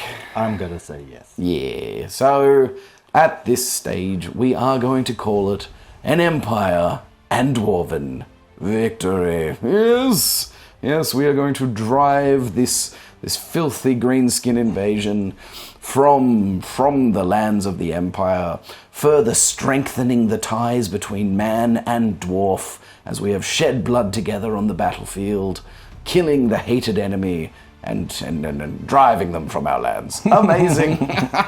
Amazing. A really excellent game in the end. But we will have a really quick, a really croaky chat about this in the post-game. And there it is. There it is. It is an allied Empire and Dwarf victory. In the end, yes. Good game, Matty B. Indeed. Good game, sir. She was an epic one. That was pretty cool. Mm-hmm. Super fun to try a high pointage game. 3,000 points. That was pretty epic. Fun to try out some allies, an allied contingent of dwarves. That was super fun. You know, the alliance of dwarves and men, the realms of the Menish type people. Different sized Menish Indeed. people. Super cool, super fun. The big story of this game was clearly my right flank cavalry. Yes. You know, making that initial charge into the pig wagon with Sven Karlsson's cavalry, and then how those combats ended up. You know, with how things ended up fleeing off at an angle, which created overruns in interesting ways, was just brutal. Brutal and unexpected and really interesting. It is those kind of outcomes that make this edition quite fun and just kind of like unexpected. You know, it's hard to foresee those kind of outcomes with the way that fleeing happens. And pursuit and overrun and falling back in good order and all that stuff. It's one of the things that I'm still really enjoying about this edition. I definitely have acquired a new ability, which is hatred of cannons. R.I.P. the giant. Nomni patris et filii. Poor giant, copping 2 great cannons, turn 1, direct hits, just getting the perfect hits onto them. 30 shots or something crazy with one of the into one unit. What was it? It was like with my Hellblaster volley gun. My Hellblaster volley gun did 24 shots one turn. I don't know if it actually did much damage. No, but it was just scary. But it was scary. Very scary. Put some intimidation in you. Yeah, and I'm just not a big That's fan. for damn sure. Big fan at all. Yes, indeed. But in the end, he ended up pretty much running through all of my artillery. Yes. In fact, all of my artillery except the cannon. Not the cannon, the mortar ended up dead, either by Vindictive Glare or Wolf Riders. That one epic freaking Doom Diver shot. Was nice. That was great. He's just sawn over. He's angled himself in such a way that he's landed into a cannon, detonating the gunpowder, destroying it, sending shrapnel flying into Gunther von Strauss, just shredding him. Panicking the crossbowmen off the hill, like, which stymied their ability to shoot next turn. That was an epic little moment for sure.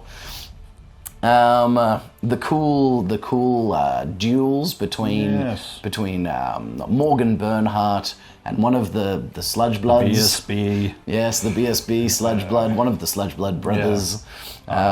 Initially, the Sludge Blood brother, indeed, getting the better of Morgan Bernhardt with his effigy of Mork, sapping Morgan's ability to hit, getting him down, and then, but finally, they through the valor and bravery of men, charging over the top of a disgusting foot of Gork, got back into combat, re-challenged, and just butchered him. And just need more of those hangnails from that foot to snag a couple of boys.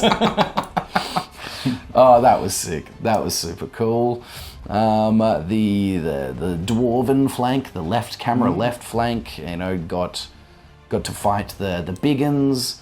And eventually got to fight the Night Goblins as well. Only one of the units of dwarves got into combat. Yeah. The other unit would have gotten into combat in my next turn if we had continued. But that one just got sat there behind Fanatics. Just we can't move. And then eventually just got crunched through a couple of times. Fanatics doing Fanatic things, classic stuff. The poor boar boys copped a savage brunt of shooting and attacks. Yeah, look, it's kind of what you got to do. It's the same thing that happened to my Grudgebringers the first turn. Yeah. First turn, they got smashed by a Doom Diver and a Rock Lobber, killing like 3 of them turn 1, which always feels bad with Cav. Losing 3 Cav in a turn is like, It's so expensive. Exactly. So expensive. They don't have many of them usually, which very much spurred me to be like, nah, Cav need to be in combat immediately, and spurred me to take that long bomb charge with my Sven Karlsson's cavalry, and they got it. That charge, getting those 2 charges on that turn. Yeah, mate, made this game. It's such a good... If I had failed that charge with Sven Karlsson's cavalry, they were going to get double charged by chariots suddenly, and they would have gotten murdered by them. Murdered by them. Absolutely. Yeah. Suddenly, my Grudgebringers wouldn't have had a second unit of cavalry supporting them, going into these rolling charges. So them making that turn 2 charge very much was a pivotal point in this game. 3,000 points is an interesting pointage. It was fun to do. I don't think it's a point that I would probably do too often, except for fun, interesting narrative stuff, or if we had some big monsters like dragons and things, just to be able to flesh out the points without filling the table as much as we did. Because initially there was no maneuvering to be done. It was just we had lined up and we had to smash our way forward. And then once the dust kind of settled off those initial combats, we were able to do then we got to actually do some moving and like picking and choosing combats and that kind of stuff. So, but initially it was just, all right, we're lined up, go and see what happens. So that was really interesting. I think the last game that we did, 2,500 points, that felt like a bit of a sweet spot. Yeah. It started to give you those extra 500 points to play with things, to play with extra characters and stuff, which I really like. It is one thing from this edition that I quite like, is that because I don't play super max hero hammer in terms of like, making the uber stonks, but having that big hero allowance means that in the 2,500 point games, I can just buy a couple more little heroes to just chuck in the units. It was something that I loved about this army was, my 2 Dwarven units had a theme for each one of them. There was a hero leading the unit. It opens up to you being taken fun stuff like Dragon Slayers and Demon Slayers, stuff that usually you just like, I don't have that points for that to fit in my list. But with that extra 500, you're like, oh hell yeah, chuck in a Dragon Slayer. Why the hell not? So I might start angling for a few more 2,500 point lists because I really enjoyed that. 3,000 pushes, really does. Might save it for fun, weird event stuff. If we're doing something special. But nonetheless, this was a lot of fun to see. Just an absolute tide of orcs across from me. Super cool to try some allies, and frankly, I think it definitely helped. Having some staunch dwarven infantry to back up my decent cavalry and my decent cannons, because Empire infantry, they're a little shaky, or at least the ones that I've got. Basic swordsmen, they're a little shaky. I need to augment my Empire, get some great swords in, some halberds, some spears even. The sword and board are the cheap choice, but not a very good choice. So I don't know. We'll see. But there it is. Guys. My voice is completely short, so we're going to wrap it up here. I hope you enjoyed this. I hope you enjoyed it. It is, with my new little one, either on the way / already here, depending on, when you see this. At the time of recording, my new little baby boy or girl, because I don't know, is not here yet. But by the time you see this, it probably will be. Means that I'm going to have less and less time in the short term to be doing this kind of stuff. This is kind of, at least a little bit, my last hurrah for the next few coming weeks. So I hope you enjoyed it, guys. We left it on a big, grand, explosive army note. Indeed, a grand wah. Super sick. So I hope you enjoyed it. And if you did, don't forget, smash a like on the video for me. If you're not subscribed and you've gotten this far, think about subscribing. All it's going to do is put more of my videos into your feed, costs you nothing, does huge things for the growth of this channel. If you want to go the extra mile and support the channel in a financial way, consider becoming a channel member. Follow me on Facebook and Instagram, links in the description. But until next time, I'm Stos, this is Matty B. Happy wargaming, and be good to your mother.